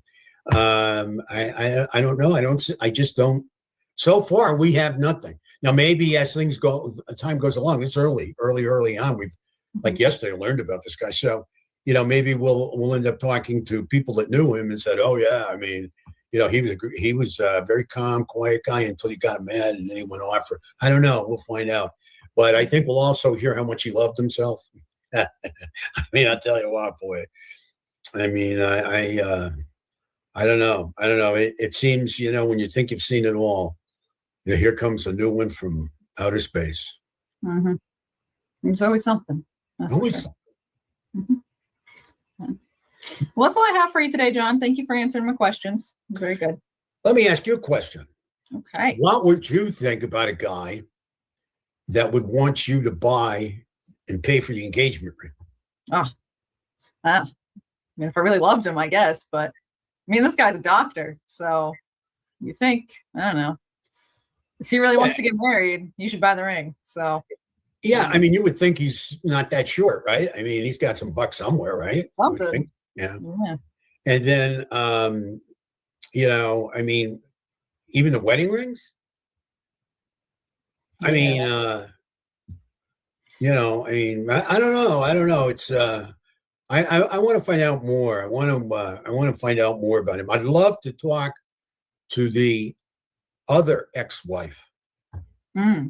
See what happened there. See what she says about him. Well, somebody will. So more will be revealed. Yeah.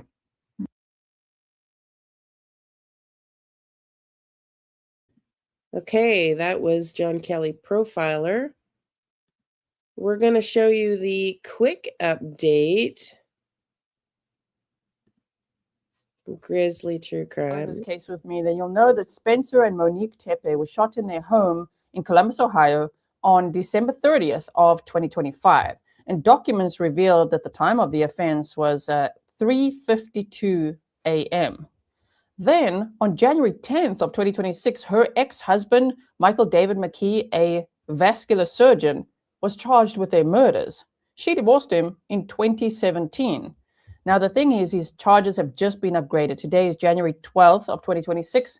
These are brand new documents, and it says aggravated murder now, which means it now comes with premeditation. So it says the complainant, being duly sworn, states that the above-named defendant at Franklin County, Columbus, Ohio, on or about the 30th day of December of 2025, did purposely, with prior calculation and design, cause the death of another two-wit, Monique Tepe, by means of shooting the victim multiple times with a firearm. And if we scroll down, it's the same paragraph for Spencer Tepe. So I'll keep an eye on this case. Today's January 12th. So that means that Michael David McKee is expected in court today. And then it will be, of course, to discuss the extradition, because he lives in Chicago, Illinois. And he's going to be transported to Columbus, Ohio to face these charges. So I will keep you posted. And if you missed the entire case and the timeline and everything, you could just click somewhere over here. You should see a title here, and it'll take you to the latest video. Okay, I'm going to go and check here to see what we got court, what's going on in court. We got, okay, we are not, I've got the lives up. We're not in court yet. I think someone here mentioned they noticed, and I noticed too, Court TV had 3 p.m. It was marked as 2:30 in the article, but I think it might be 3. So I'm going to keep watching, and we're going to continue on now with this podcast. You know, I know everyone wanted the arrest the same day this happened, but this is not a long time for a homicide investigation. Mike. Yeah, Bill, when you talk about victimology, we went over this before. You look at who actually are the people who are the victims of this homicide. You have a dentist, doctor, husband. You have the wife there. They've got 2 children.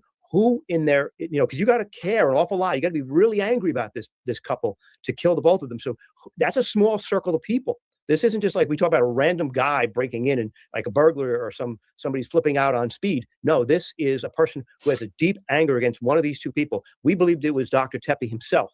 But you look at Monique too. Who was she? She has an ex. You know, that's an alarm bell right off the bat. He could be living in Ontario, but you got to look at him because he's an ex. And so therefore you look at him and then ask the family, what is the relationship like between Monique and Mr. McKee?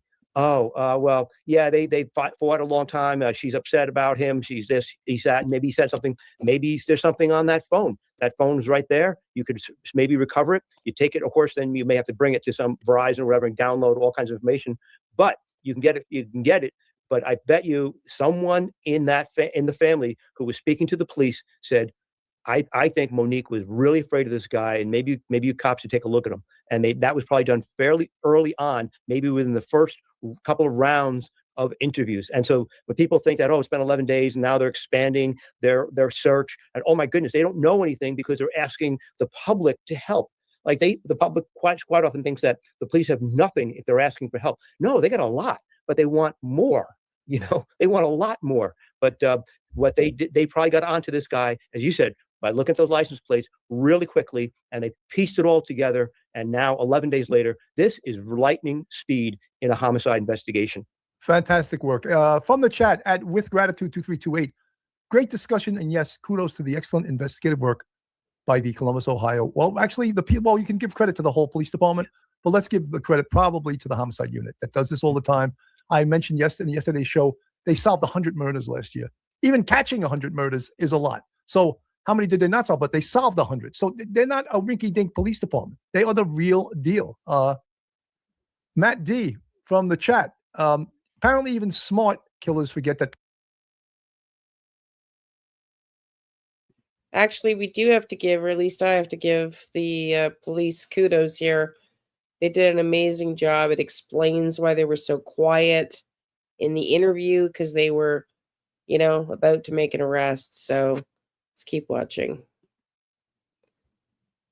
Keep watching, boys and girls. Hope, I got your message, but right now we're just going to focus on this case. It's hard for me back here, ladies, when you're sending me stuff while I'm in a live. Just FYI. Police have flock and other technology to catch you. That's Matt, they have the technology, right? And they have the know-how, and they know how to talk to people, which is, to me, one of the most important things in interview and investigation is the ability to solicit information from people. So very important. Maui Swift, good to see you, Maui. What I find peculiar is how many years ago she's married to him. Yeah, and that Maui, he's still obsessed to the point where he murders her and her husband. If in fact, he's a suspect right now, he's been arrested, a warrant's been issued. But yeah, that's a little crazy. And someone in the chat also said Michael McGee happens to be a vascular. Here you go, at Raul Thomas 007. He's a vascular surgeon, married just months to Monique. So he was obsessed. But clearly there was something wrong with their relationship if they were only married for me. Okay, hang on. I see a court scene. I'm just not sure yet if it's the right one. Hang on. No, sorry, everybody. Hang on.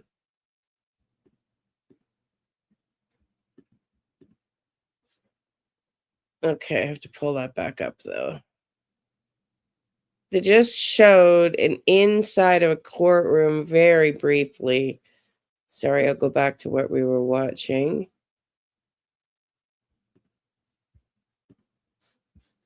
Months, right? Right. So yeah, something was definitely wrong with their relationship. Folks, a quick reminder: if you're looking for real crime insight and YouTube theories is just not doing it for you, this channel is different. I'm a retired NYPD homicide sergeant. Mike is a retired NYPD sergeant, an attorney, and a criminal justice professor. And on Police Off the Cuff, we analyze cases the way cops and prosecutors do: what matters, what doesn't, and what the internet gets wrong. If that's the perspective you want, subscribe now, because this isn't entertainment.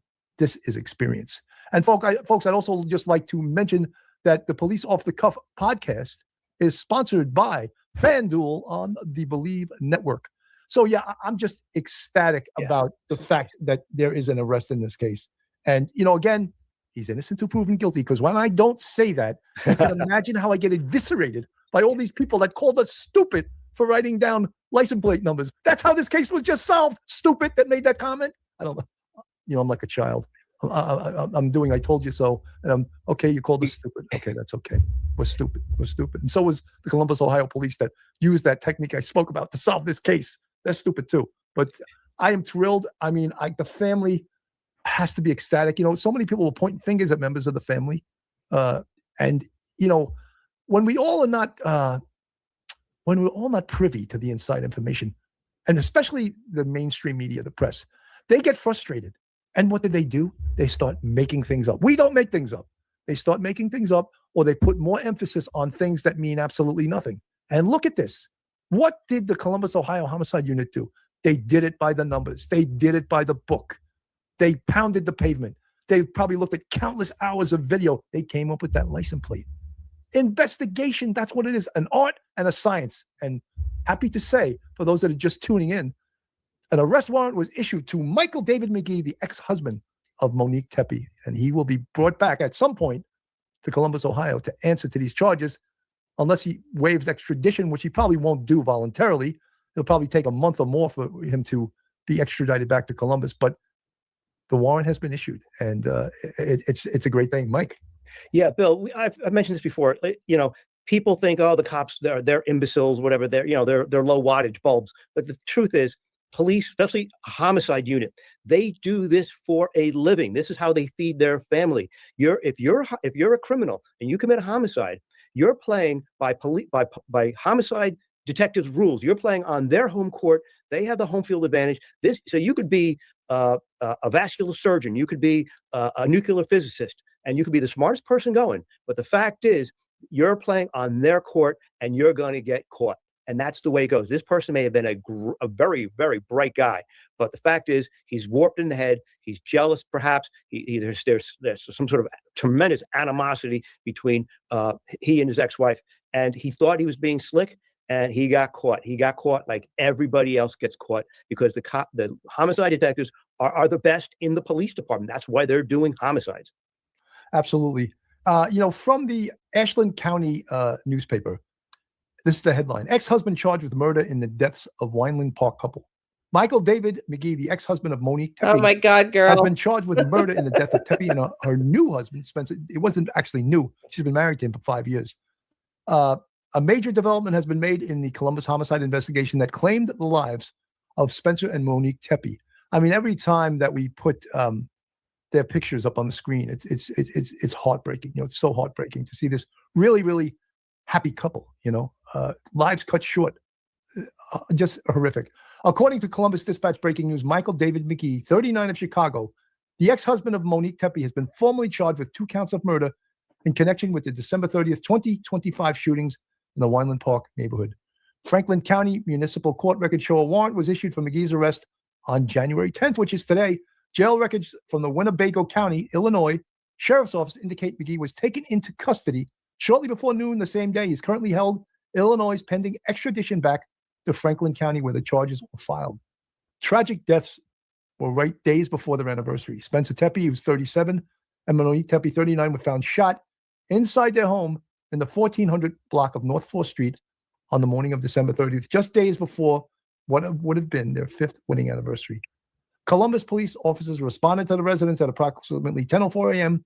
After a welfare check was requested, we know all of these facts. The couple's 2 young children, both under the age of 5, were also found inside the home and were physically unharmed, a detail that has weighed heavily on investigators and the community alike.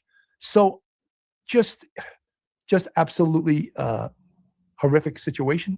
And everyone remember in the beginning, everyone thought it was a home invasion. I wonder, I would wonder now, and hopefully we'll find this out. How did he knock on the door and did they let him in? Yeah, that's the weird thing, because I don't think they moved into that house. I think they weren't in that house very long, is my guess, because it looks really brand new, like they've really done it up. Did he have, maybe he had a small pry bar, maybe he got in through a basement window, I'm not sure, but yeah, he just definitely did not have that code. Absolutely. If she was nervous about this guy enough to tell people, and I can't substantiate that 100%, but we believe so, and that maybe he was a jealous kind of person, vindictive kind of person, he did not have that code, but maybe he had some sort of, like burglar's tools, large screwdrivers and things like that. Maybe bust into a small thing, but it was never revealed by the police how that happened. I mean, they know how he got in, but they've never revealed it. Hopefully, we'll hear about it in the next week or two as we get more and more information. But that is kind of strange. But he definitely had actually bust in somehow. Mike, one of the things, and New York is one of the states that has a weird law. Once you file an arrest warrant in New York State, the defendant has an absolute right to counsel. So you can't interview him. That's why New York City, we would never get arrest. Well, I shouldn't say never, but very rarely get arrest warrants. And when we went to other states, they would be very nervous about helping us, because if something went really bad, like they shoot the perp, what were they going to say? Wait a minute, they don't even have an arrest warrant. You don't even have any proof that this guy's wanted. What do you have? You don't even have probable. You don't know. You're trying to get a statement from him. I don't know if that's the law in Columbus, Ohio, because most states it's not the law. That's a weird thing in New York State. So, as I said, I'll repeat: in New York State, once you draw up an arrest warrant, the defendant has an absolute right to counsel, so you cannot interview him or her. I don't know any other state that has that but New York. Do you know any more about that? I think they also have that in California. Several states do, because what it is once you file and you get a arrest warrant for somebody, that's an accusatory instrument.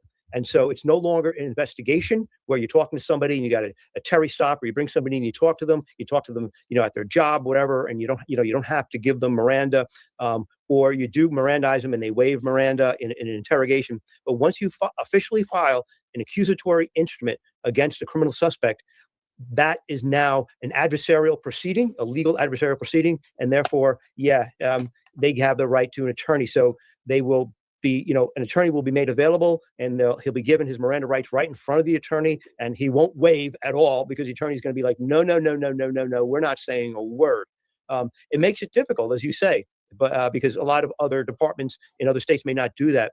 It's a step that a couple of states do. I can understand it as an attorney, but it does actually make homicide and robbery, violent crime investigations a little pain in the neck, because you got to jump through this extra hoop in order to try to talk to this person. Yeah. Mike, we one time went to Willimantic, Connecticut for this perp wanted for a double murder. And we had no arrest warrant. And the police there, Willimantic, Connecticut, great police department, small police department. These guys were fantastic. And when we went there, they were like, "Can we see the arrest warrant?" We're like, "We don't have one." They were like, "Oh my God!" But they knew the perp. Oh, thank goodness. The guy, I locked one of the cops. I locked him up for buying heroin. Blah blah blah. We said, "Great." So we're just looking for him, and he's wanted for a double. But then we just explained the law to them as we knew it in New York, and they were sort of a little bit nervous coming out with us. But they did it anyway. But anyway, from the chat, Cheryl, she was only married to him for 7 months and divorced him in 2017. Thank you, Cheryl. Thank you. VS4NM, appreciate that. Barbara Allen, he's found. Yes, an arrest warrant has been issued for Michael McGee, the ex-husband of Monique Tepe. So this case is it'll be solved with an arrest in less than 11 days after the incident.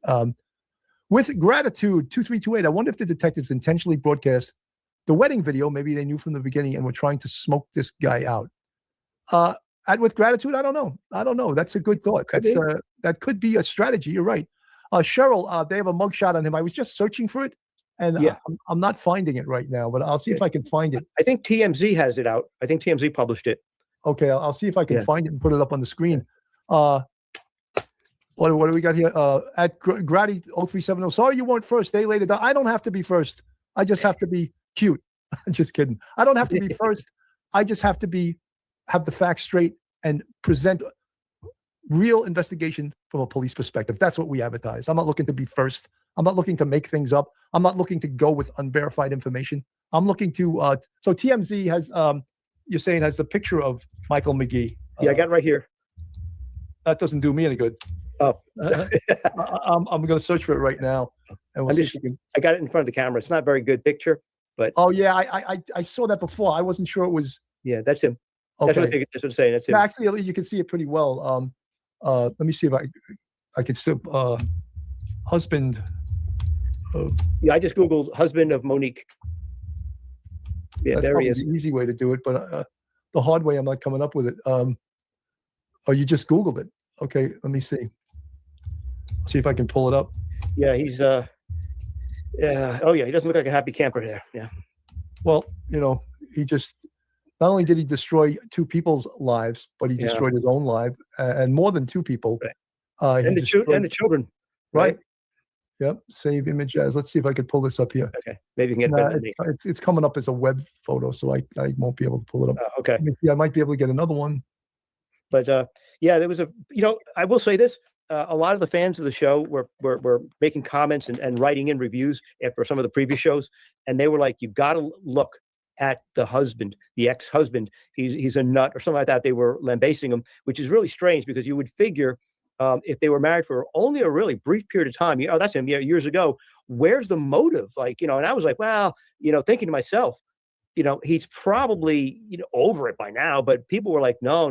There's been rumors flying about this and we don't want to report rumors, things like that. But some people had really good intuition into what was going on. And so that was really terrific. Absolutely. And at Cheryl, again, at Cheryl-VS4NM, can't believe he used his own car. Cheryl, in police work, we count on perps being stupid. We really do. And they prove to us all the time they're stupid. Like when I say sometimes, oh, they got to do. I found the one channel going live apparently at 2:38, which it's already past. So we're gonna stop this and go there because I don't want to miss it.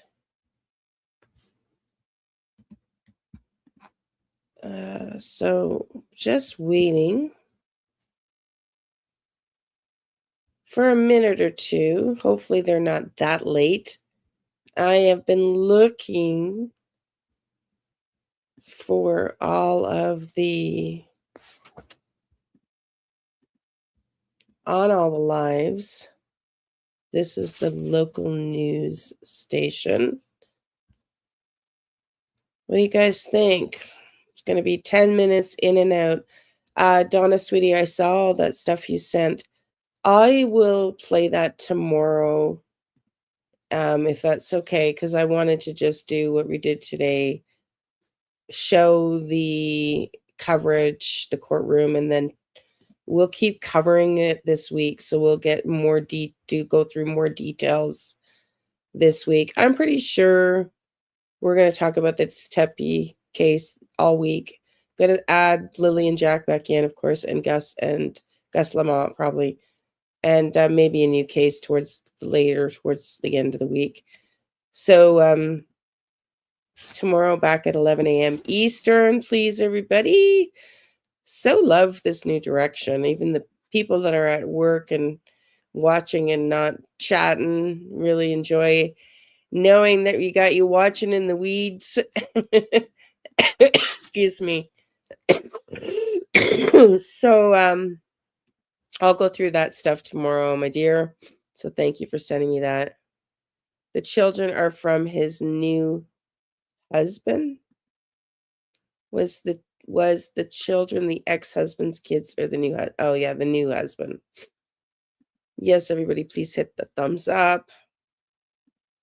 Well, okay. They're starting late, obviously.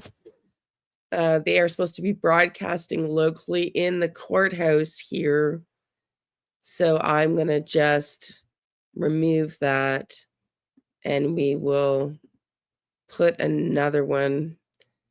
We'll just keep watching this until it's live. Okay, They everybody. got to do a geofencing to track his phone.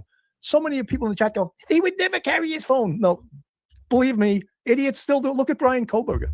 He had his phone with him. He turned it off. That was really important evidence. And he had it. It showed he turned it off because he was trying to thwart the investigation. So as I said, in policing, we count on perps to be stupid, and they never disappoint us. Mike?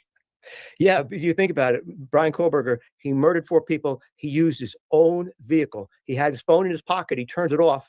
And, you know, when he left Washington University, he's caught on video by cameras leaving, because they have cameras all over the campus, obviously. And he gets caught on camera going back.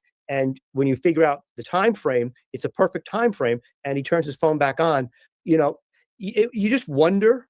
But even a very smart person like the doctor, or a smart person like Kohlberger, who's in a graduate program, it doesn't matter. They get tunnel vision about what they're doing, and they forget this little thing here, and it's a global positioning system, in their pocket, and they forget. And they got their own car. Why would you bring your own car to a criminal act? But they're not thinking. They just are tunnel vision. To me, it's tunnel vision, getting the job done. And they don't think about all these little things. God bless them, because if they're dumb, that's fantastic. The dumber they are, the more we like them, right? That's right. At Kanimara Heather 5040. Thank you for your excellent coverage. Terribly sad outcome, taken far too soon. Yes, the murders were horrible, but this is a good day for the Columbus, Ohio Homicide Squad, for the Columbus, Ohio Police, and for the Columbus, Ohio community. That at Truth in Melody, I don't know who you're referring to. They're incompetent, but if you're referring to the Columbus, Ohio Police, obviously they're not incompetent. They just made a big arrest. They just did a great job on this investigation. All the media, all the news stations were barking up the wrong tree, right? They're all talking about that December 17th call. Again, I want to also say I agree. I think they did an outstanding job. They kept it close to the vest. They made a pretty quick arrest, especially considering all of the potential theories as we discussed on this channel here. Of the woman calling that someone was knocking at a door a few doors down from the Tepes. They were talking about the 911 call that came from inside a domestic violence, and that it turned out it didn't even come from inside the Tepes home. Right. So all of those things that the media was throwing out there as the smoking gun, they got it was all false. And that's why we don't go with that shit. We wait till it's verified, because we know that much of the stuff that is put out there will turn out not to be true, Actually, I do want to just correct that, because I thought we read a statement here from the police admitting that did come from their home, however, specifying that it was not Monique Tepe. So I think that's a mistake. I think they actually did confirm that did come from the home, but nonetheless, let's keep listening. At Jill Lamb 199, well, she actually hired a private judge to expedite the divorce. He didn't want the divorce, though. Truth and Melody, at Truth and Melody, I live here, so I know. I don't know. Are you the same one that said they're incompetent? Well, obviously the Columbus Police Department Homicide Unit solved 100 murders last year. That's not indicative of being incompetent. Trust me. Be more like Nikki. Nikki, the ex-husband has been arrested. That's why we're live. We've been on the air for 36 minutes, 39 seconds to tell you guys that. But thank you. Thanks for reminding us that. At Barbara Allen -P3Q, I live in Columbus. I knew they would. Well, good. I'm glad people are giving kudos to the Columbus, Ohio Homicide Squad. Fantastic job. And you know something? I hope one of the things, Mike and I are both teachers. I'm actually an ex-college professor. I did it for 10 and a half years. Mike is still a current college professor. In addition to having a law degree, we like to teach people things. We like this show for us to give our knowledge out to people and our experience to let you know how things are done in the homicide investigation world. And I like it. There's nothing I like more when people get back to me and say, thank you so much. I learned so much from watching your show. Well, thank you. Thank you for saying that. We really appreciate that. And look, I take the posture that in life, we are all students. And the day you stop being a student is the day you stop learning. And I will be a student till the day I die. And if I can share my knowledge and my wisdom and my education and my experience with you, I'm more than happy to do it. Mike. Yeah, same thing. Working in law enforcement in uniform as I did, and then you worked in homicide. You see life and you see the best of people and you see the worst of people and how they can treat each other. And it gives you an interesting glimpse into the human mind and how people act. And so working in law enforcement, I thought was a terrific gift because you are educated in how people think. You think about motives and, think about what people do to each other. Why do they do things? What's going on in people's minds? You're a great predictor of human behavior. What's likely to happen in the next scenario? And so we want to pass that on to people because a lot of people have a passing interest in it, but they haven't really, taken the deep dive and worked in law enforcement. So this is a terrific vehicle. The show is a terrific vehicle to help people understand how are homicide cases solved. How, as you point out, what are all the steps that are involved in a homicide? You can't look to, CSI. That's all just Hollywood stuff. That doesn't make sense sometimes. But this is the real deal. Well, Mike, there's also something out there called the CSI effect. Yes. And the CSI effect is something that was sort of developed by TV stations and TV shows showing things on TV that were impossible to do. That's right. And so when people get on juries, they're thinking there's an easy button. They did it on, true crime stories. They did it on this forensic files. Okay, I'm looking in the background for the lives because it's 3:00. I don't see it yet.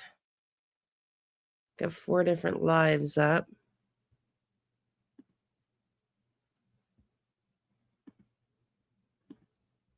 I'm going to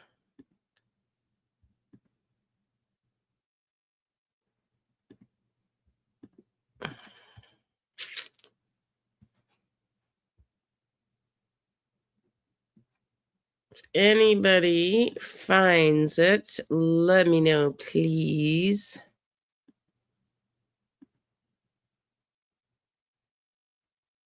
Okay. Uh-oh, they just took it down. I wonder if court's been canceled. That stream we were looking at. I wonder if they're not allowed to televise it. Because chat had given it to me.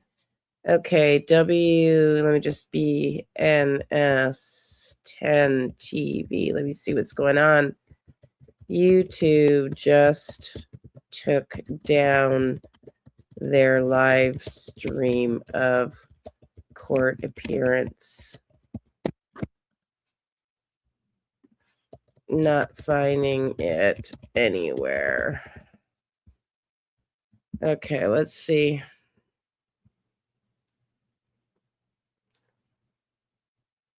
What has already concluded? Okay, well, I was looking for the live. Isn't that crazy?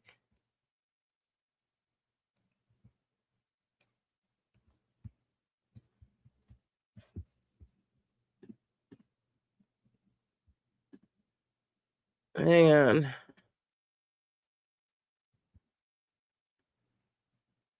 I don't know if chat knows what the hell's going on.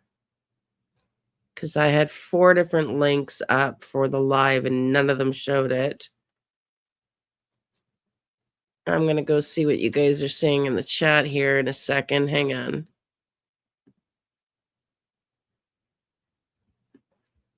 Okay, let's see if they play it. It's opening. I think they're getting ready. Really?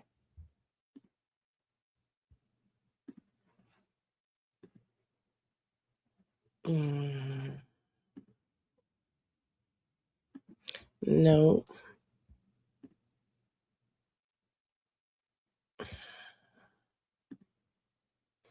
Wow. I'm going to go ask chat. None of these.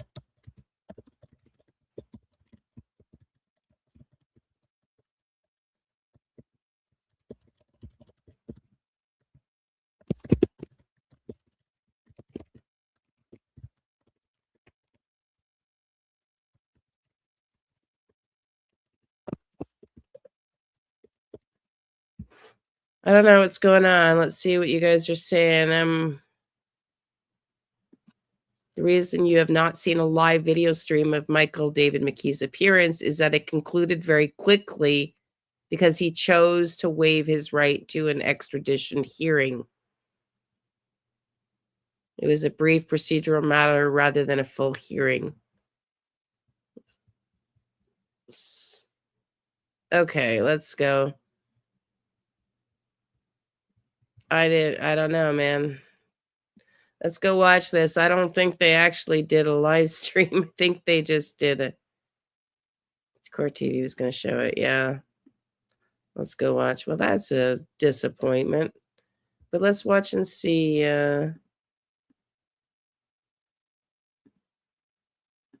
If this is this the one?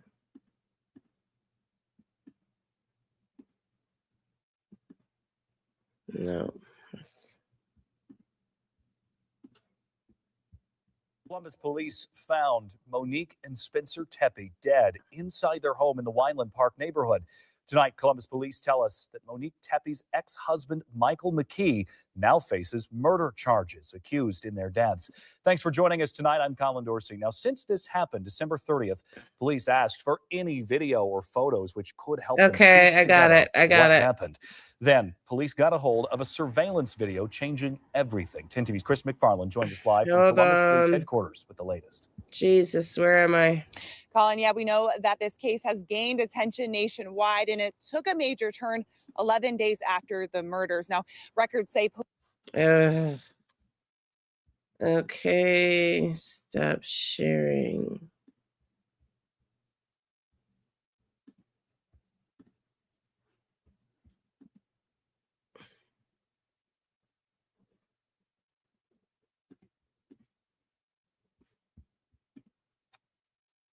I tried to watch. I've been watching live. No. Something else. Okay, I'm going to go look for Court TV on YouTube because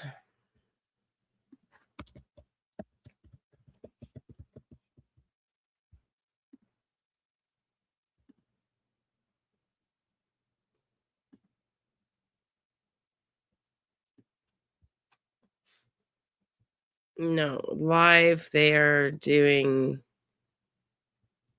the Adrian Udove, so I don't know who said Court TV, but I'm here right now on their live.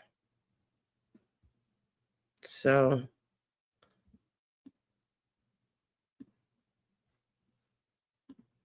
I don't think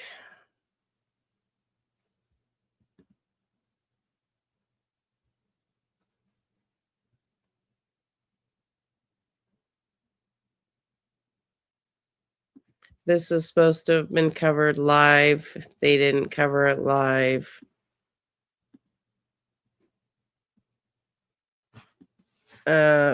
Please.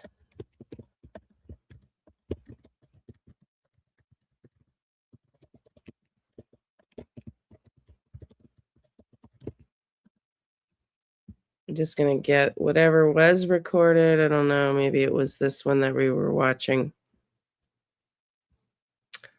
Well, that's kind of wild. That's like anticlimactic, isn't it? Anybody else find another stream possibly?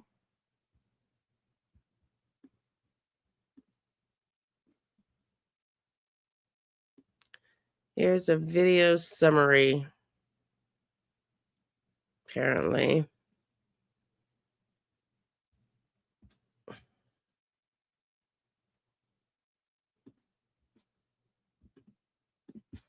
Hold on.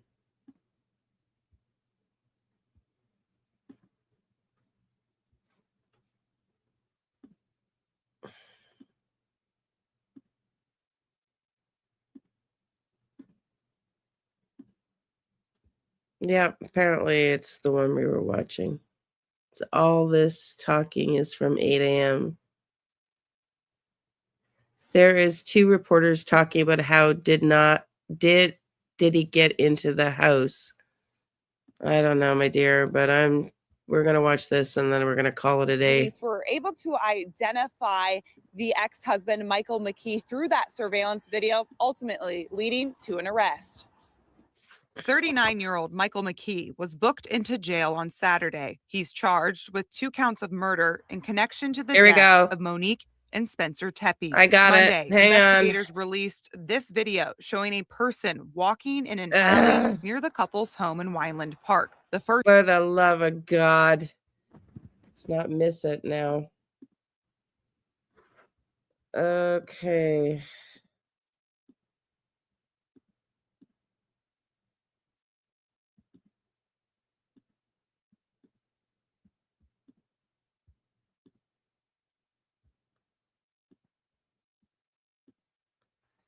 Okay. Hang on. It was just a recap, y'all. Court TV, MITV is mentioned murders. Yeah, exactly. So I don't know, y'all. There, we got a little clip. There he is in court. That's the recap. Yeah, he does look like his picture, right? There's not even any sound on it, y'all. This is it. I wonder if they had a media blackout because of the extent to which this case has been, you know. I don't know. It's the same clip again. I'll finish up playing the other one. The other clip, that is, the other news clip. In case there was something else in there. Oh, are you guys not even watching it after all this? Oh, for the love of God. I'm getting tired. After all that, it wasn't even on the screen. Here, sorry. Can you see it now? Oh my God. Sorry, everybody. I'm still on the mend. There he is. Thanks, Wendy. We'll be back tomorrow at 11 a.m. I am getting better slowly. I don't know why there's no sound, everybody. No information about. There it is. Most likely because he was a student. So now when we go back to December 30th, the Franklin County Sheriff's Office, Columbus Police believe that sometime between 2 and 5 in the morning on December 30th is when the murders took place. Michael McKee is accused of those murders, accused of killing a 39-year-old Monique and 37-year-old Spencer. Now, their children, as far as we know, it is not a biological child of Michael McKee, but the children of Monique and Spencer. There was a 4-year-old girl and a 1-year-old boy. Both were not hurt in the attack. Just taking a listen at the 911 call from friends that could not get a hold of the dentist at his practice. That's really when people started to realize something was wrong. It's the 911 tape. Friends said that it's very unlikely for the dentist to not call into work, and sure enough, he did not call into work. Now, we do know that Michael McKee, he is still here in the Winnebago County Justice Center within the jail portion of it. At some point in time, we're still not 100% sure of when either the Franklin County Sheriffs in Ohio or the Winnebago County Sheriffs will work together here in Illinois to ultimately extradite Michael back to the state of Ohio for his case. Now, let's take a listen. We were able to very briefly speak with Tom here. So let's go to that sound here to hear what he had to say about the extradition hearing. The order was for, based upon Mr. McKee's waiver of expedition to return to Ohio. Exactly how quick that'll happen, it's based upon the resources of the Sheriff's Department and other logistics. To give you an answer of exactly when or how quickly, As in Winnebago sheriffs or Franklin County in Ohio? A combination of both. And forgive us, there is a little bit of a delay. I was not able to hear the audio from that, Jake, but you can help fill in as well. Now, we do know that Michael McKee, he was arrested January 10th here in Rockford. It's still not clear exactly where within Rockford he was arrested, but that was the same day that the Franklin County Sheriff's Office had put out a warrant for Michael McKee's arrest. This is really the latest information that we have out here as all of this continues to evolve. The latest and really the next step in this is, when is Michael McKee going to be extradited back to Ohio? And what we find out at that status hearing next Monday at 2 o'clock Central Time. Jake, this is the latest that's happening at the Winnebago County Justice Center. I'm Daniel Burbank. I'll send it back to you. If you have any questions, I'll happily answer that the best I can. Yeah, Daniel, I know we'll probably hold off on some of those questions until we probably find out a little bit more information here. But Daniel, thank you so much for sharing that information. And thank you so much for sitting in the courtroom while all of that was going on. And of course, just like what Daniel was saying here, online searches reveal McKee saw OSF patients in Rockford at one time and worked out of his local office here. He also had an active surgery license in Illinois. And once again, he's charged with 2 counts of aggravated murder with premeditation. Thank you so much for joining us here on this live stream. Make sure to stay tuned for WIFR News First at 4 with City Staff Reagan coming up here in just a couple hours. Thanks for watching. Okay. There we go. We got the live stream. Whoops. We caught the live stream. So Monday, he will be back in court Monday at 2 p.m. Yeah, he's being extradited to Ohio. He's not going to challenge that.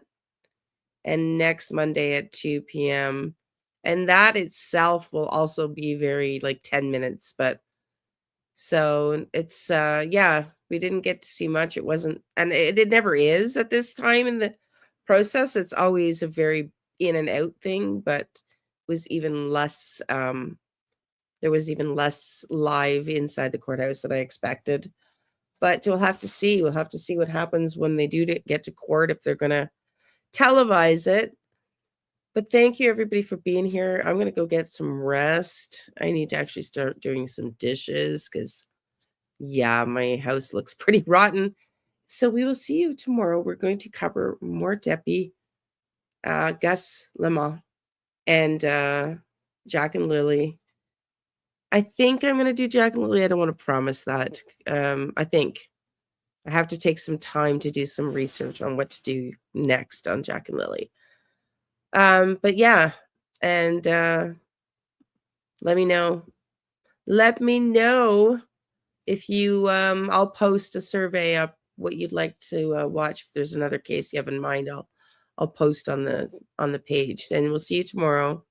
Everybody at 11 a.m. Eastern, love and light. Cheers. Thank you for being here, everybody. Thank you to the beautiful mods for joining today. And yeah, we will most definitely do more Tepe deep dive and watch some deep dive conversations. And I definitely want to go to Gus Lemma.